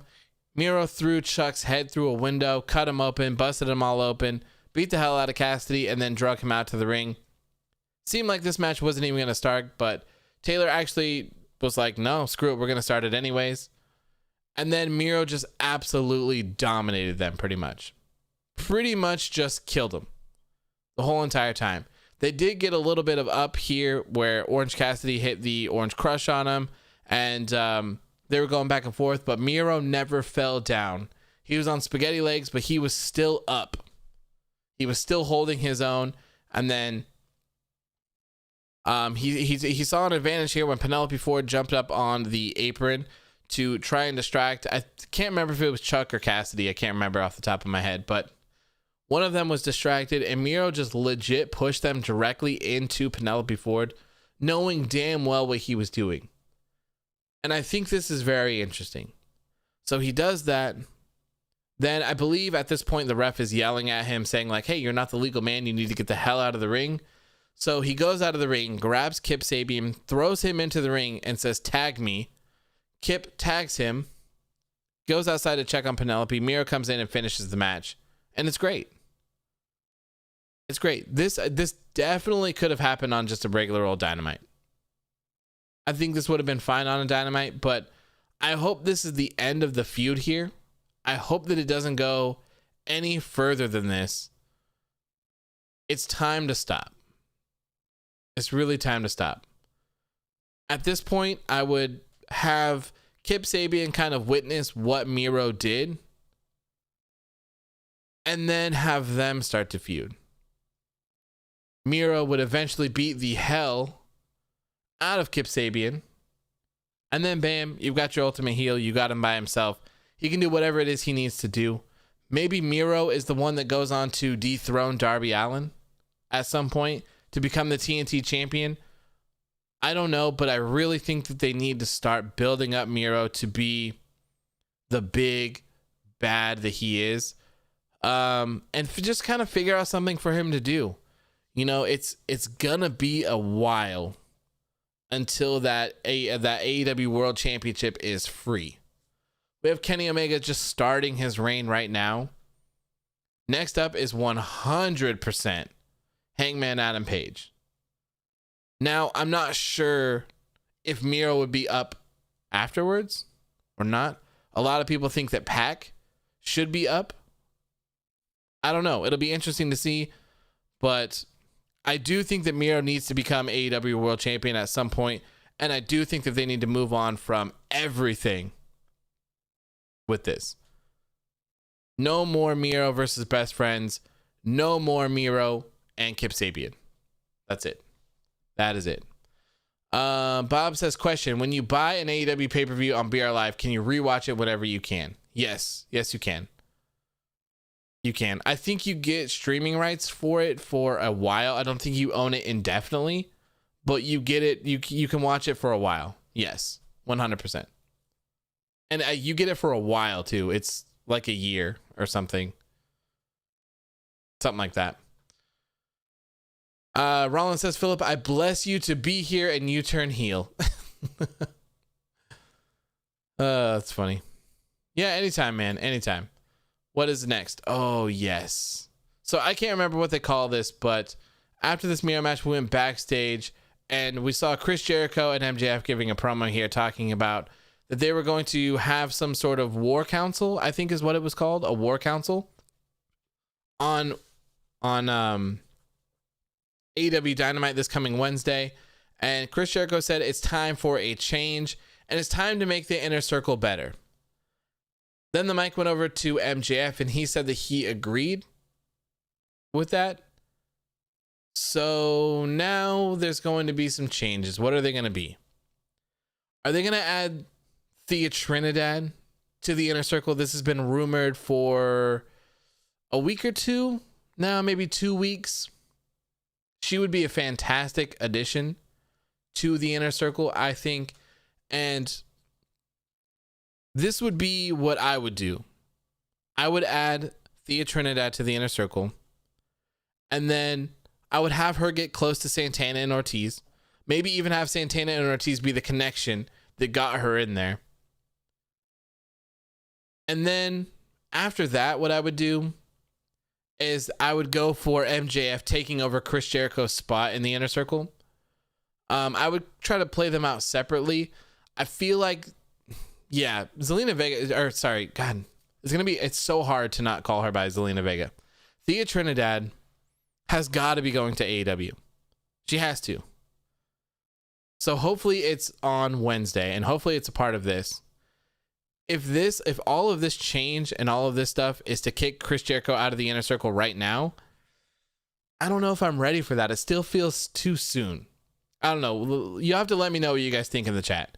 Is it too soon for MJF to take over the Inner Circle and kick out Chris Jericho? Vance says, yo, sorry I won't be able to attend the stream as I was giving my last exam and I haven't started watching Revolution, by the way. See you at Raw post show and good luck watching. Thanks, man. Thank you. I really appreciate you stopping by. Thanks. See you on Monday, tomorrow. Basilius says, oh, I would love to see Pac versus Darby Allin rivalry over the TNT Championship. Sure, I would love to see that. So Matthew says it's too soon. Bob says he doesn't think it's too soon. Basilius says Chris Jericho is getting kicked out of the Inner Circle. Okay, so you think it's time. So do you think these both happen at the same time? Do you think that Chris Jericho gets kicked out and Thea Trinidad gets introduced? Or do you think that she won't get introduced? Because it would seem like a lot to go on with the Inner Circle. And as of right now, the Inner Circle is Chris Jericho, Santana, Ortiz, MJF, Wardlow, and Jake Hager. Be very interesting. And I do think that at some point Santana and Ortiz are gonna leave. I can see them splitting from the Inner Circle at some point, turning face, and running the tag team division. Or maybe even just staying heel. That's fine too. Because AEW says that they're not so like white and black about heels and faces, so I guess they could still be heels as well. Heel Santana and Ortiz with Thea Trinidad by their side is an unstoppable tag team. So maybe they are your next AEW World Tag Team Champions. I wouldn't be mad at that whatsoever. John says, I'm sold on Thea making a faction with Sammy and Pride and Powerful when it's all said and done. So do you think it would be too much to have Sammy, Santana, and Ortiz together, considering they're just in the Inner Circle? Punk says, sad for those people for expect my return tonight. Yeah, I can't believe it. Fly says, does anyone leave with Jericho? Maybe Jake Hager. If I had to guess, I would say Hager might possibly leave with him. But I still think there's something to explore in a tag team of Jake Hager and Wardlow. I really do. And I think Wardlow, without a doubt, is going to be a huge star someday. I'm not quite sure why they don't feature Wardlow like at all. He should be wrestling. Every time we've seen Wardlow, he's been fantastic. Hell, Wardlow had a cage match with Cody Rhodes, and it was really good. Wardlow seems to always outperform when he is given a chance, but he's still always in the sidelines. Maybe they're doing that on purpose so that he's training more, and then eventually, maybe there will be a Wardlow and MJF feud where it's like, hey, you little shit, you've been controlling me, you won't let me wrestle, you won't let me do this, you've been talking down to me for so long, I think it's time for me to whoop your ass. I could see that happening. Father Rollins says, you have to embrace the truth that Zelina Vega is going to be in AEW. I hope so. Bob says, Wardlow is better than Hager. Yeah, but I think they'd be a good big boy tag team. I think that'd be fun. And I really wish they would have explored that when the Inner Circle did that tag team match against each other to find who the official tag team was of the Inner Circle. I really wish they would have explored that more. John says it might be a little too much, but I'd love to see them in the trios division when they inevitably bring trios belts, and that's where they shine, possibly the first ever trios champs. Interesting. I wouldn't mind them as trios. For me, trios, I would put them on Death Triangle. I would either have Death Triangle or Jurassic Express. Those would be my two. You could argue Best Friends would be a good trios champs, but to me, like Death Triangle, just they stick out so much. I think they would be perfect first champs. Pac, Penta, and Rey Fenix are all so good. They all just absolutely whoop ass every time that they're on TV. I really think that they should be the first ones, and I hope that they start introducing them pretty soon. The sooner the better for trios titles, to be honest. John says, like the finals of the trios title tourney would be heel Death Triangle versus face Sammy and Pride and Powerful. I'm down for that. Really down for that. Sava says Randy Orton punting Matt Hardy, Big Show, and Christian to AEW. Did he punt Big Show? Or did he just bully him? But yeah, to Matt Hardy and Christian. Yeah, for sure. Or did he punt Matt Hardy? I think he concertoed him. Was he doing punts back then too? I can't remember. John also says, do you think Hangman and Silver and Reynolds would be Dark Order's trios team? Sure. I could see that too. I could definitely see that happening. And I do have a couple things to say about Hangman as well, which we'll get to next because that is the next one. So the next match was the big money match here. The winner got the losers Q1 earnings for 2021. This match was Hangman Adam Page taking on Matt Hardy. For me, this was a weird little match. I wasn't expecting much out of it. This feud was kind of really weird and interesting at the same time as well. The match exceeded my expectations for sure. I thought this was a really good one. And one of the big moments that I remember from this is Hangman Adam Page going to do the buckshot lariat. And Matt Hardy counters it into a side effect and then a twist of fate. I really liked that. It worked so good. The sequence was perfect. It looked so good. And it made a lot of sense to see Private Party come out and try to help Matt Hardy win. And in my predictions video, I said that I thought that that was what's going to happen. I thought that Private Party would come out. I thought that TH2 would probably come out as well. They'd play some sort of shenanigans and help Matt Hardy get the win over Hangman. And I would have booked it that way just to send Hangman spiraling even more into like a depression. His former tag team partner is the world champion. He's making crazy moves. He's going to Impact doing cross promotional stuff. He's trying to collect world championships from different promotions and all that stuff. And here Hangman is kind of getting screwed over in a contract for money. Everyone's trying to take advantage of him. He doesn't really have any friends. He doesn't really fit in anywhere. And the Dark Order is just kind of obsessed with him. So I would have had Adam Page lose, be thrown into a depression, and just kind of like have the Dark Order console him. Like they would be his family during this time. They would take him in, appreciate him, kind of build him back up, make him feel like he has friends, make him feel like he has family, and kind of start that slow redemption process from there. That's where I would have gone with it. And I don't think we'll ever really see Hangman join the Dark Order. Like, I don't think he's ever going to be in Dark Order getup. I don't think he's ever going to have Dark Order music or anything like that. But I definitely think he's going to linger around with them for sure. At this point, I think it's pretty obvious that that's going to happen. But anyways, Hangman Adam Page did end up getting the win in this match. And like I said, it was actually pretty good. It exceeded my expectations. It's always a pleasure for me to see Matt Hardy in the ring as well. I'm a huge Matt Hardy fan. I'm a huge fan of the broken gimmick and just all of the cool, entertaining stuff that he still does with big money Matt and all sorts of things like that. I like it. So this was good. The celebration was even better with Hangman Adam Page and the Dark Order coming out. And you know, something that I forgot to mention early on is that they were teasing, it really felt like they were teasing the hell out of Stone Cold Steve Austin during this entire event. And I don't know if that was intentional or just something that kind of happened, but it really seemed like, I think I said it on Twitter, where it was like, if I knew that Stone Cold could get back in the ring, and if he didn't have a show on the WWE network, if the Broken Skull sessions were not going on right now, I would have actually like considered maybe Stone Cold. Everyone was flipping each other off. They did it the whole entire like first 45 minutes, hour of the show. Everyone was flipping each other off. Hangman Adam Page had Hangman Wisers. He had two beers called Hangman Wisers. And if you remember from the Attitude Era, or I mean, I guess anytime, or actually they don't call him that anymore because he has his own beer, but they used to always call him Steve Wisers anytime Stone Cold would drink. And it was like, interesting that they're hinting at him a lot. Kind of crazy. Bob says he really enjoyed this match. Me too. I thought it was good. Like I said, the celebration at the end was very good as well. It was really cool just to see Dark Order appreciate him and seeing him just kind of come in with them and be a family and friendly and all that stuff.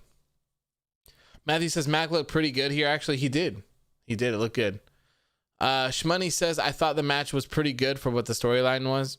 Yeah, the storyline wasn't the best, but it was a good little short filler feud. That's what I'll say about it. It was a good short filler feud. Good way to kind of progress some of the stuff that Matt Hardy was doing with Private Party and TH2 and kind of help delve into the story a little bit more with Adam Page and the Dark Order and people trying to take advantage of Adam Page and all that stuff as well. I thought it was pretty good. Safa says, I don't know about you guys, but there is no dream match I need with Christian in AEW. So this debut for me was meh. I don't know. I think it would be interesting to see Christian go against any of the younger guys. MJF, Jungle Boy, Kenny Omega, obviously. Maybe tag team with someone. Take on the Young Bucks. I don't know. I'm sure there's some good ones in there. Matthew says Dark Order is great all heart. Yeah, I mean, the transformation for the Dark Order is crazy. Like I said, I say this quite often when we talk about the Dark Order, but I'll never forget seeing them debut at Double or Nothing. No one knew who the hell they were. The entire crowd was chanting, "Who are you?" And I don't think anything with the Dark Order really connected, like with the weird creepy guys that they would sit on and stuff like that. I don't think any of that really connected. But then when they got on BTE and when John Silver and Alex Reynolds started them and started trying to recruit people, that version of the Dark Order has been incredible. They're so good. They went from being like nobodies that everyone hated to being the favorites of the show. Highlights of the show every single week. Hell, most of the times BTE really seems just like a Dark Order show. Like it really does. Matthew says the unveil of Brody was magic. It was so good. It was so good. I miss Brody so much, man. All of that stuff was so good. I loved all of that. I was so hyped for Brody Lee debuting in AEW. It was so good. He fit in so well with the Dark Order. And it seemed like he loved them so much. Like he cared for them so much. He gave John Silver like $1,000 ring attire gear and like all sorts of stuff. It was just, it's so good. Bob says, Mr. Brody throwing papers still makes me laugh. It was incredible. I actually bought that shirt. That was one of the shirts that they had for Brody where they were donating the money to his family. It's Brody throwing the wadded up papers at Evil Uno. So I definitely had to get that. John says, spooky pervert chant haunts my mind. Think of early Dark Order. Oh yeah, it was weird. It was so weird. R Apollo says Dark Order's debut left me thinking they were just this goofy thing, but now I think they're one of the best things in AEW for sure. I couldn't agree more, man. I really couldn't agree. Safa says, why did Jack Evans come out in the ladder match and try to help Max Caster? That made no sense. Yeah, I'm not quite sure. Maybe they'll talk about more of that on Dynamite or BCE or something like that. Maybe Matt Hardy had some sort of role in it as well. I'm not quite sure though. I have no answers for that one. Next up was the Face of the Revolution ladder match here. If you wanted to win this match, you had to climb up the ladder and grab the big brass ring that was hanging from the top of it. And I cannot stress this enough. The big brass ring. It was massive. Huge. Matthew says, wait, who the hell did Archer punch during his entrance? I'm not sure. I was looking down at my phone trying to post this, so I didn't actually see his entrance. This match was really good though. I thought that there were some good spots in it, but like one of the things that I didn't like was that it seemed like it took too long to get there, and then it seemed really slow in some parts, especially the beginning. The beginning felt really, really, really slow for this match. But one of the exciting things was the 6th mystery person was announced, And we found out that all ego Ethan Page is finally all elite. And I couldn't be happier. Could not be happier to see Ethan Page in AEW. I'm so excited for him. The transformation has been incredible. Nothing short of incredible. So good. He did a lot of really good stuff in Impact with, I think, Josh Alexander with the North and stuff like that. It's so good. The transformation, the videos that he was doing on social media, Karate Man was very interesting as well. Like, it was all just a lot of fun. And when I had heard that he was upset with Impact because he didn't like the outcome of the Karate Man match, I thought it was all a work. I really thought it was all a work. I thought that what I had expected was that Ethan Page was dead and then Karate Man was going to just be a part of the show. But maybe it was true. It seems to look like it was true. He didn't re-sign with them. And of course, now he's in AEW. So very happy for him to be here. I really, really, really hope that he does not get lost in the shuffle.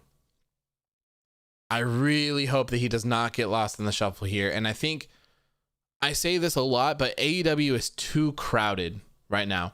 There are so many people in AEW right now, and there's so many extremely talented people that they're gonna start having problems. It's inevitable. They're gonna start having problems. TV time. Like, I still think it's all about being on Dynamite. All about being on Dynamite. Sure, these people can be on Dark and Dark Elevation and stuff like that, but Dynamite should be the goal. So hopefully with Elevation and hopefully with this other show that they're going to have, hopefully it will help balance it out, because there's just so many people that need to shine here. And it'll be interesting as well, like, if this second TNT show, like, is it going to be the same people featured as well? Because I certainly would not be doing that. Maybe like one person or something like that, but having the same people over and over and over again, I feel is what really hurt WWE, you know? So having a brand split is great, but I don't think AEW is at that point where they could do something like that. Of course, they would have to introduce a bunch of extra titles as well, which I don't think they're ready for either. Latrell says the Sonic ring. Yes, I saw tons of Sonic stuff. It was so good. It's funny. I don't think it would have been so crazy had it not been so large.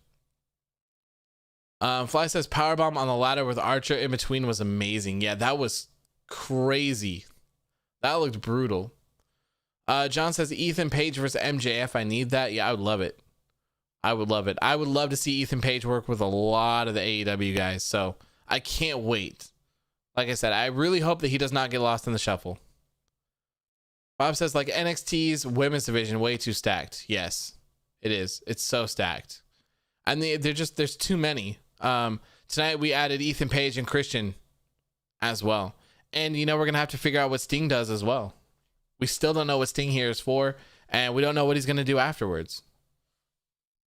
You know, maybe Darby Allin will drop his TNT championship to Scorpio Sky this Wednesday. Maybe Sting and Darby Allin will team up after that. I don't know. Matthew says Archer or Penta were my preferred perks for this match, but Scorpio is fine. Match wasn't as ridiculously amazing as I wanted it to be, but it was fine. Bob says Penta and Darby was in my dream scenario. Yeah, so, you know, I thought the same thing too. Like, I thought the match was fine overall. It could have been way better, I think. I think it could have been way better. And Scorpio Sky winning was interesting. I had Ethan Page winning, and I said if Ethan Page isn't the person that debuts, it'll be that person. So I was kind of surprised to not see the mystery person win.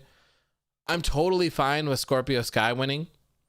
I'm a big fan of Scorpio Sky. I think that he's very talented as well. So if it's his time to shine, then I'm completely down to see him shine as well. I'm not quite sure if I'm ready to see him dethrone Darby Allin and become the TNT champion, though. Darby's reign has not been very good, in my opinion, since he's been tied up with Sting and FTW for most of this time, but I mean, who knows? I'm trying to look up how long he's had the title for as well. Darby Allin has been the TNT champion for 118 days. Cody Rhodes was the inaugural TNT champion for 91 days. Mr. Brody Lee dethroned him to hold it for 46 days. Cody Rhodes dethroned Mr. Brody Lee to hold it for 31 days. And now, like I said, Darby Allin has held it for 118 days. So I don't know. Maybe it's not too early for him to drop it. Maybe it's finally possible. Maybe Scorpio Sky is going to be the one to win. Safa says, speaking of transformation, did you see Pete Dunne's Instagram photo comparing his transformation from 2019 to 2020? Please check that out. You'll be amazed. I did. It was crazy. I did see that. That's absolutely insane. Like, unbelievable transformation. Pete Dunne looks fantastic right now. All right, Apollo says, pretty much Caster and Cody were the only two I didn't want to win the ladder match. Yeah, I'd be with you on that one. Yeah. Bob says the NA ladder match was amazing. Apollos also says Caster being in the ladder match felt so random. It did. Like, Caster and 10 really didn't make sense being in that match, to be honest. John says, all right, I'm calling it a night AEW. Thanks for the post show. I'll be back for Raw tomorrow where we can take a dump all over that garbage. Looking forward to it. Nice talking, chaps night. Thank you for tuning in, man. I greatly appreciate it. I hope you have a good rest of your night. Next up was the huge Hall of Fame worthy announcement, and that is right, Christian Cage is now all elite. Mans just came out to some music, which I'm being told is a dressed up version of his TNA theme. Came out, did the little looking thing, walked to the ring, and left. I don't quite understand why that is what they did for him. I'm not quite sure why he didn't grab a mic and talk to anyone. Like I said at the beginning of the show, I was expecting more of a presentation. I was expecting to see a table out there, and I was expecting to see Paul White in a suit and to introduce Christian and have him come out and like sign the contract there and all of that stuff. That's what I really expected to see. I'm not mad with this. I'm not personally disappointed with this. I figured that it was Christian. That's what I put down in my predictions video as well. The Hall of Fame worthy was what gave it away for me. Christian's still not inducted into the WWE Hall of Fame for some reason. And now that's probably never going to happen, considering that he is now signed with AEW. Someone in the chat at the very beginning of the show said that he signed a 7-year deal. I've been kind of looking at Twitter to see if anything crazy has happened during this, and I haven't seen anything in it so far. Nothing. So I can't confirm that or not. But hopefully he's there for the long run, and I can't wait to see.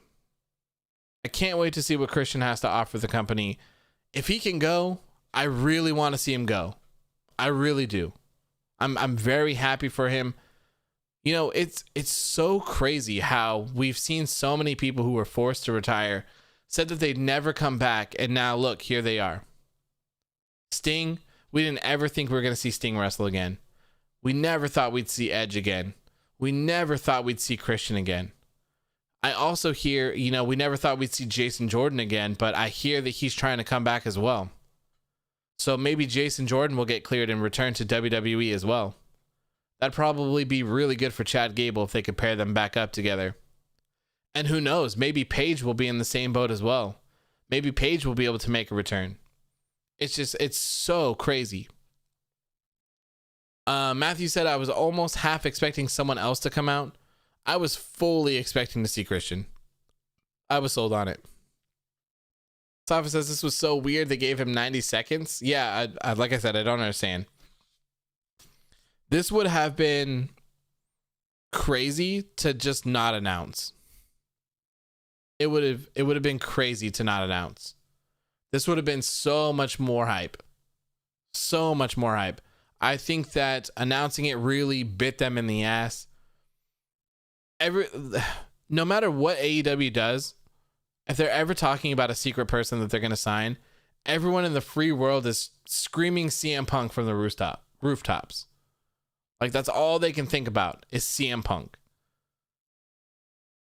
Always.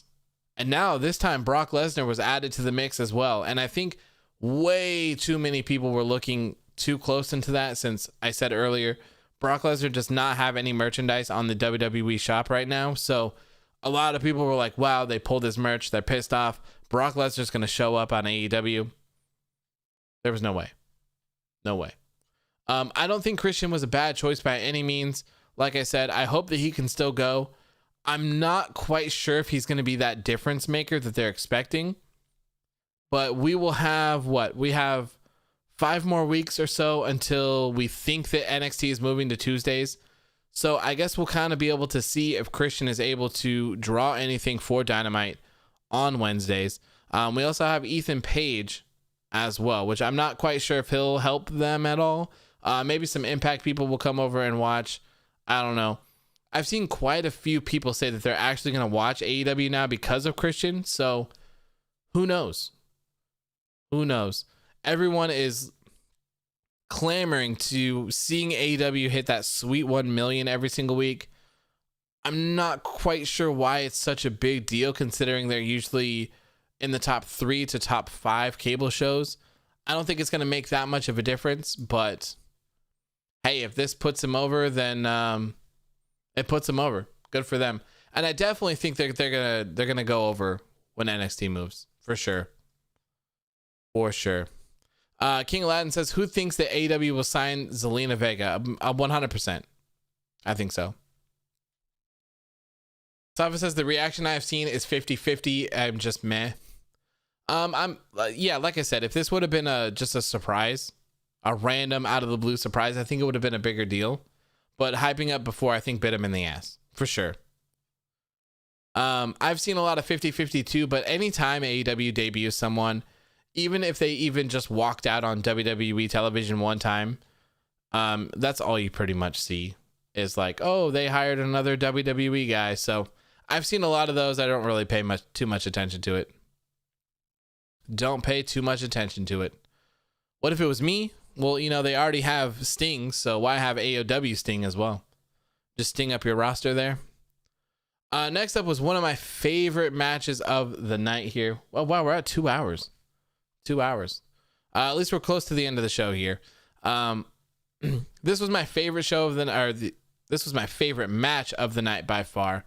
I really wasn't expecting it to be so cinematic. I was kind of shocked when I saw the intro for all of it, when they had Brian Cage and Ricky Starks driving over there, and then they had Darby skateboarding and Sting driving that truck over there. I thought that the match would turn more into like a regular match once they got there. It certainly did not. But honestly, I really don't have any complaints about it. I thought it was super cool. And my first pictures that I posted about this, where Sting and Darby are standing side by side and they have like an army of people behind them, all facing down, and then they just like bam, just like that, they all lifted their heads up and they had like Sting painting on. That was so cool. I loved it.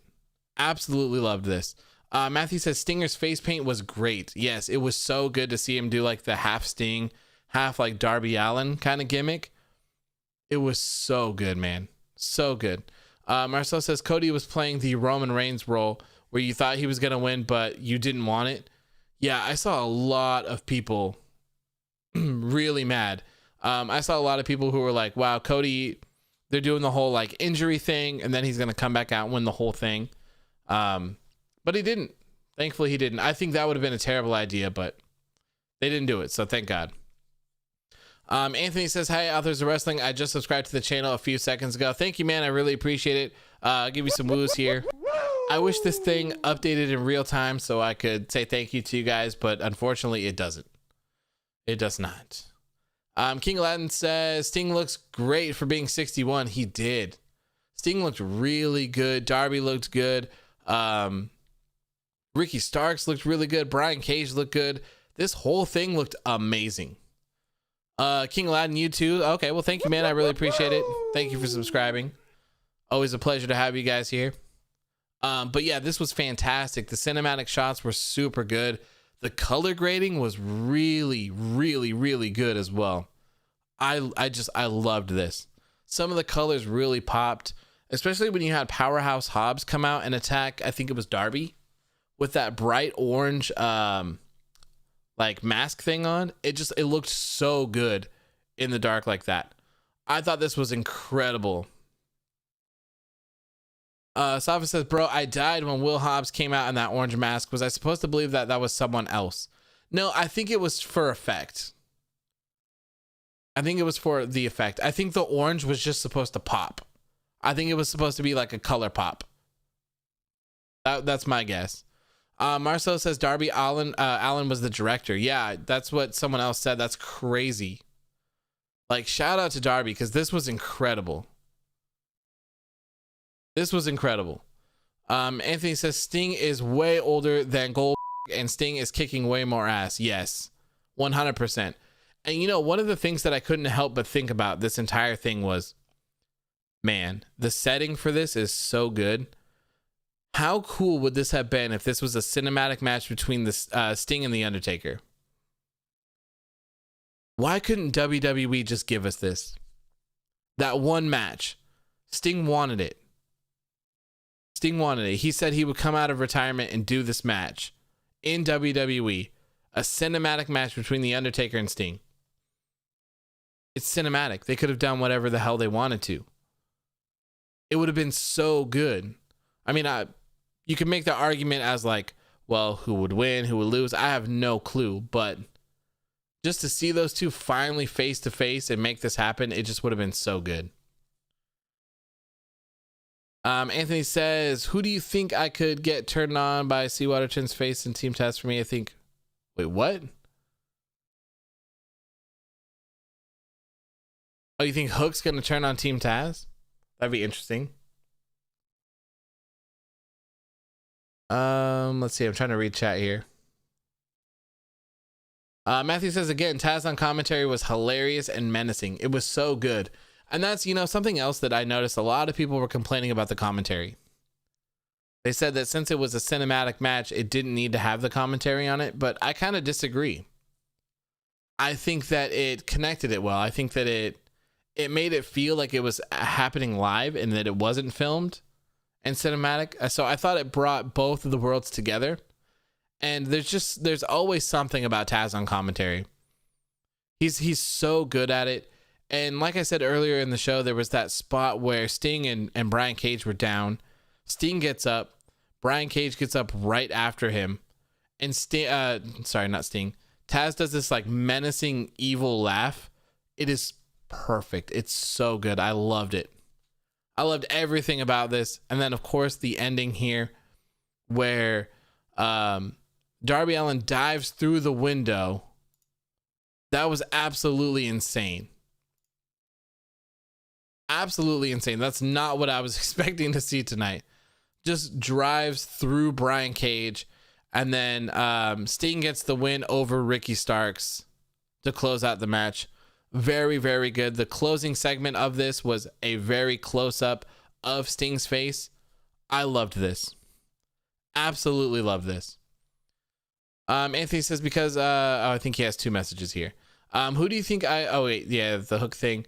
Because I think the other members in the group feel that the only got on TV and inside the group because of his father. Maybe.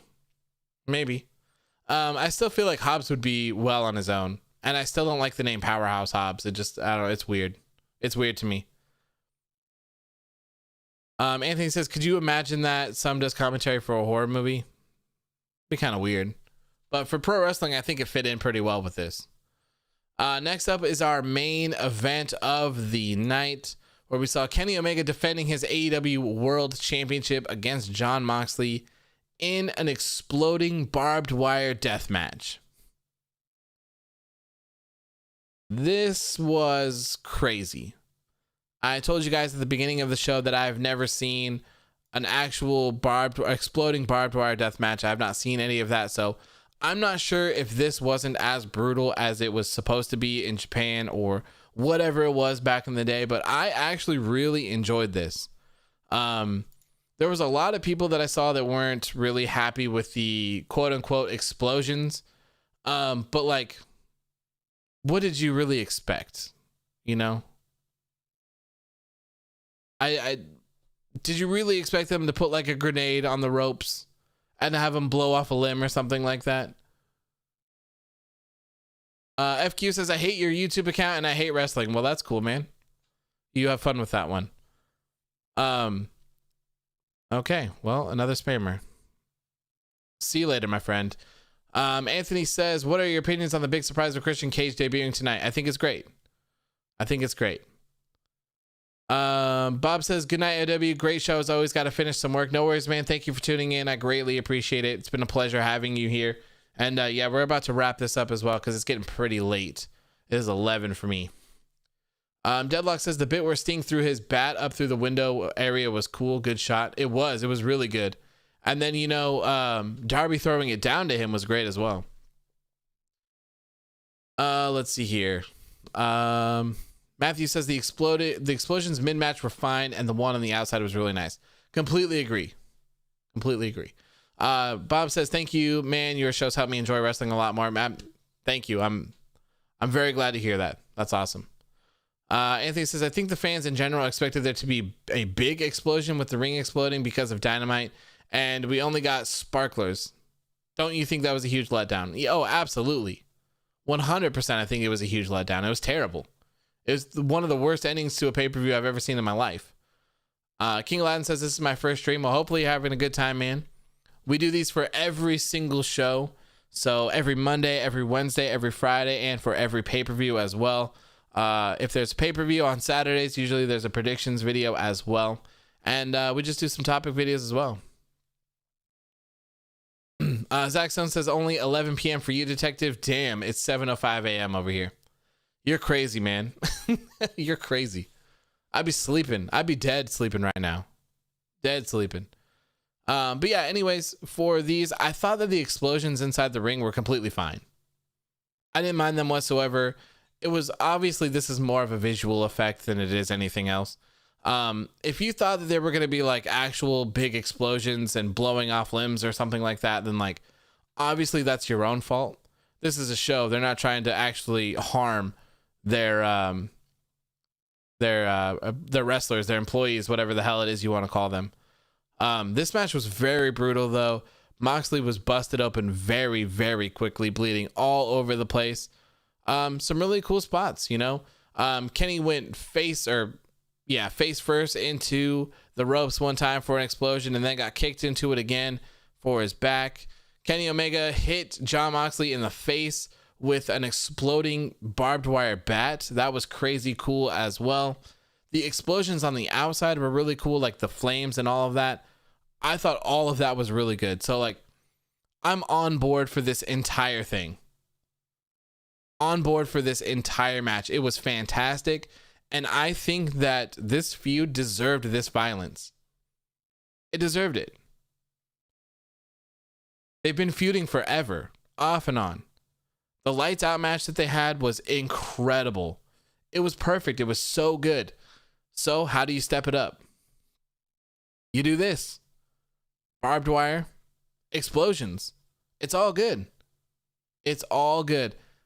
And you know, one of the other things that I didn't like about this match was Kenny Omega hits Jon Moxley with the one winged angel. And Jon Moxley puts his foot on the rope to cause an explosion to break up the pin. Now, commentary says that this does not count as kicking out of the one winged angel, but I would love to know what you guys think. Do you think that this counts as kicking out? I mean, technically he got out of the pin after having been, or after receiving a one winged angel. Does this count as kicking out? To you personally, they say no, but I'm curious to see what other people think. No, doesn't count. Marcel says my favorite moment was when Omega hit the OWA and I thought it was done, but Mox used the explosions. Okay, so everyone says 100% doesn't. Okay, so maybe it's just me. Maybe it's just me then. Okay. Counts as leg on the rope. Okay, all right. Fair enough then. Maybe I'm just wrong. Fly says, how do you one up this match? You have Kenny Omega take someone else's world championship. That's what I would do. Anthony says, technically, I consider that a pin breakup because he put his foot on the ropes and it exploded to distract the referee from the count. Okay. So we're taking kick out as a more literal sense, as like actually kicking out. I was more so referring it as not literally kicking out, but getting out of the pin. Marcel says Okada and Jericho have done the leg on the rope for Omega. Oh, okay. So I guess I'm just completely off base then, if that's happened. I don't remember seeing those. So, okay. All right. So all is right in the world then. All is right in the world then. No one has kicked out of the one winged angel yet. That is reserved for your boy, Hangman Adam Page, who is going to the moon. Hell yeah. Anyways, I love this match then. The one winged angel on top of the chair or through the chair, whatever it was, looked brutal. Of course, he gets the win. Good Brothers come out as well, help him beat up Jon Moxley. Nothing to complain about. This was fantastic. This match was excellent. I loved this, and this was everything that I thought it would have been. It was really good. I had no complaints. Then they started making a huge deal about the ring exploding. Here we go. The downfall of the pay-per-view. They made a huge deal about it. Kenny Omega and the Good Brothers handcuffed Jon Moxley and beat the hell out of him until the countdown timer got to like 50 seconds or something like that. Then they hit the road. They dipped out. Everyone was super scared. Don Callis was saying, or whoever it was on commentary was saying, King Aladdin says, Matthew, what's a OWA? OWA is Kenny Omega's finisher. It's the one-winged angel. So everyone's like expecting this ring to explode, right? Everyone's running for cover. They have this huge countdown going on. They're making a huge deal about this. Like some shit is about to go down. Eddie Kingston comes out to try to save his friend, Jon Moxley. He's trying to get him up. He's trying to, knock some sense into him so they can get out of this ring and make him to safety. He panics. He freaks out. He doesn't know what to do, so he puts his body over the top of Mox to try to defend him from this huge explosion that's about to happen. And then the explosion happens. Explosion, if you will. Snakes and sparklers, man. This was terrible. Terrible. It was literally like Kane's entrance or his entrance pyro on the turnbuckles, but like in a sparkler fashion. They were just kind of shooting up like that. And then like a couple of smoke clouds just appeared in front of the ring. But to my memory, you could still see them clear as day. Nothing happened. They were not in any sort of explosion. There was nothing that would have hurt them in any way, shape, or form. But somehow we are led to believe that after this happened, that somehow Eddie Kingston and Jon Moxley are like dead. That they've just been exploded. Like what? No. Not good. Not good whatsoever. What I was telling you guys at the beginning of the show was I would have set off a bunch of fireworks. Tons of them. I would have just like lit off whatever I could, like on the stage, around the ring and everything. I would have put a bunch of smoke up there so you could kind of at least hide the ring a little bit, not just a little puff of smoke. Have all of that go down. And if you can, I'm not sure how WWE necessarily does this, about how they have their ring collapse. If they could have collapsed the ring at the end of the show, that would have been so cool. So here you have Eddie Kingston laying over the top of Mox. You have all sorts of shit going off left and right. Tons of fireworks, explosions. You have smoke covering everything. You have no idea what's going on. You just know you're in the middle of a shit show. Then the next thing you see, you kind of see the ring rumbling and you just see it collapse. Smoke clears. You see that the ring has collapsed in some fashion. Eddie Kingston and Mox are down, and everything is crazy. That would have been perfect. We would have believed that. Everything would have been great. This show would have went off with a bang, and it would have all been perfect. Unfortunately, we got a little bit of sparklers on the corners and some snakes popping up, and nothing.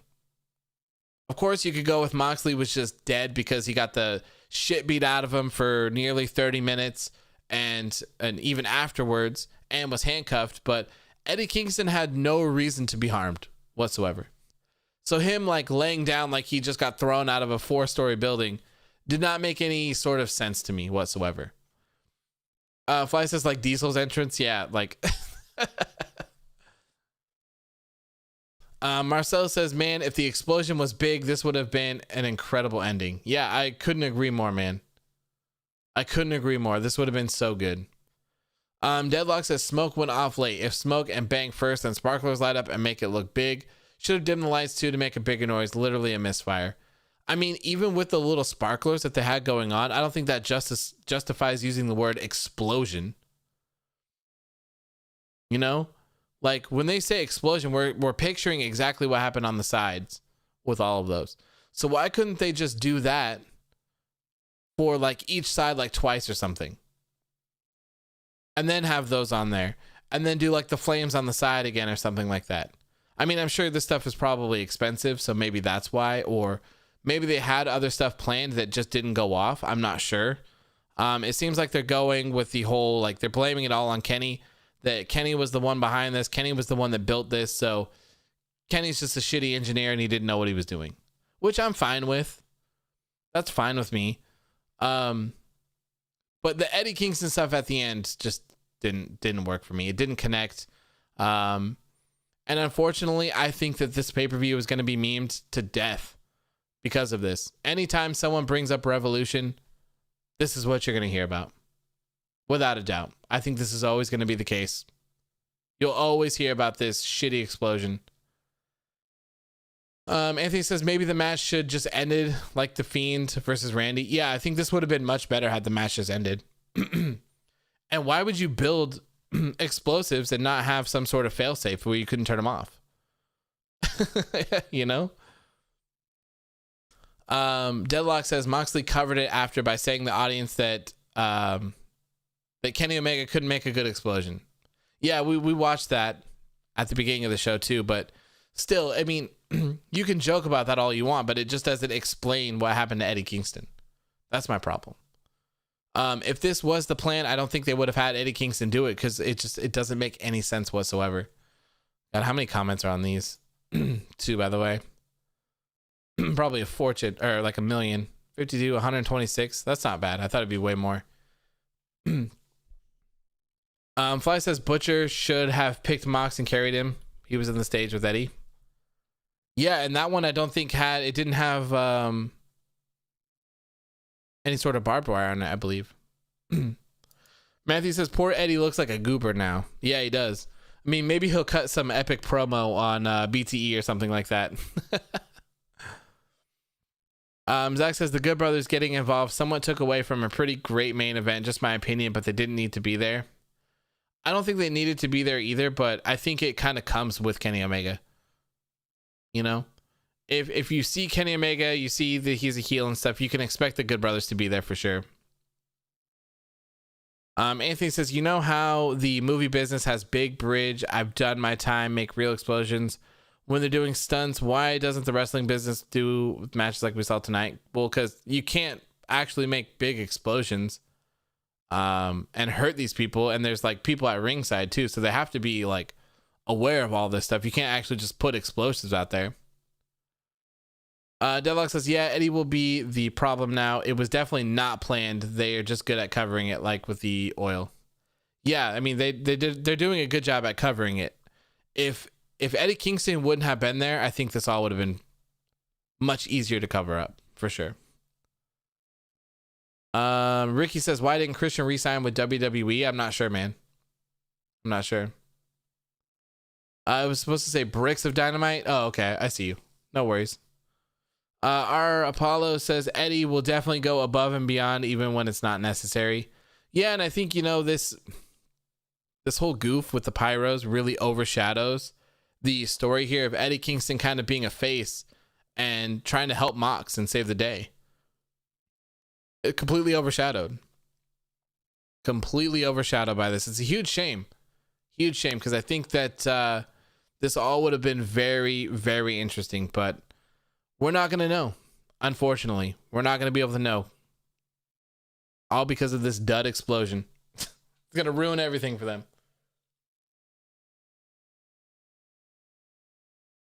All right, but I think that's going to do it for me tonight. Anthony says, imagine if it was a big boom. Yeah, I mean, even just playing a loud sound would have helped a lot too, I think. With all the other stuff, I think it would have helped. Deadlock says, oh, and if you want to see how it should have looked, check out the end explosion of the original Japanese match years ago. That looks good. I'll have to look. Anthony says, honestly, I wasn't mad that it was Christian, but when they were saying it was going to be a Hall of Fame caliber wrestler, I was hoping for Brock. So the whole Hall of Fame thing was Hall of Fame worthy thing was Christian is a Hall of Fame worthy wrestler in the WWE, and he just has been overlooked for some reason.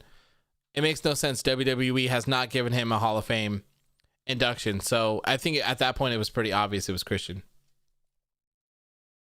Apollo said, I think it would have worked better is if Eddie came out, dragged Mox out, still have the dud of an explosion, and then just have Eddie's reaction to seeing it was a dud.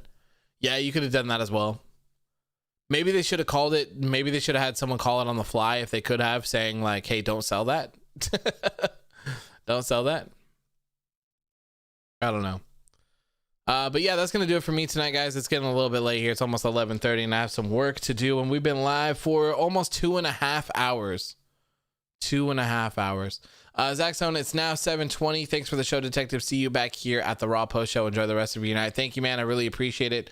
If you guys are new here and you haven't already subscribed yet, please make sure to hit that subscribe button. I really appreciate it. Lots of new names tonight, so thank you guys. I hope you guys enjoyed the show, and I hope to see you guys some more. I really hope to see you guys some more. I have a lot of very interesting stuff planned for the future, and videos and all sorts of great stuff, community things as well. Fly Variety with a $2 super chat says, another great post show, man. Keep it up. Thank you, Fly, so much, man. Some woos here for Fly. Thank you for your donation, man. You are too kind. You are way too kind. I greatly appreciate that so much. Also, Clayton, if you're still here, thank you for the $2 earlier as well. Means a lot. Thank you guys so much for your support. Anthony says, where do you see Moxley's next rivalry happening? I'm not sure. I would have written him off TV after this, personally, but I'm not sure where he will go from here. Also, if you're new here, we do shows every Monday, Wednesday, and Friday. So if you're interested in WWE stuff and you watch Monday Night Raw, hell, if you don't watch Monday Night Raw, but you want to come hang out and talk about wrestling and maybe some things in art wrestling as well, you are more than welcome to hang out and chat. We greatly appreciate you here. Anyways, thank you guys for all of your support. Thank you for the subs, the likes, the donations, the super chats. It means the world to me. And like I said, I will see you all here tomorrow night for the Monday Night Raw post show. Have a good rest of your night. Peace.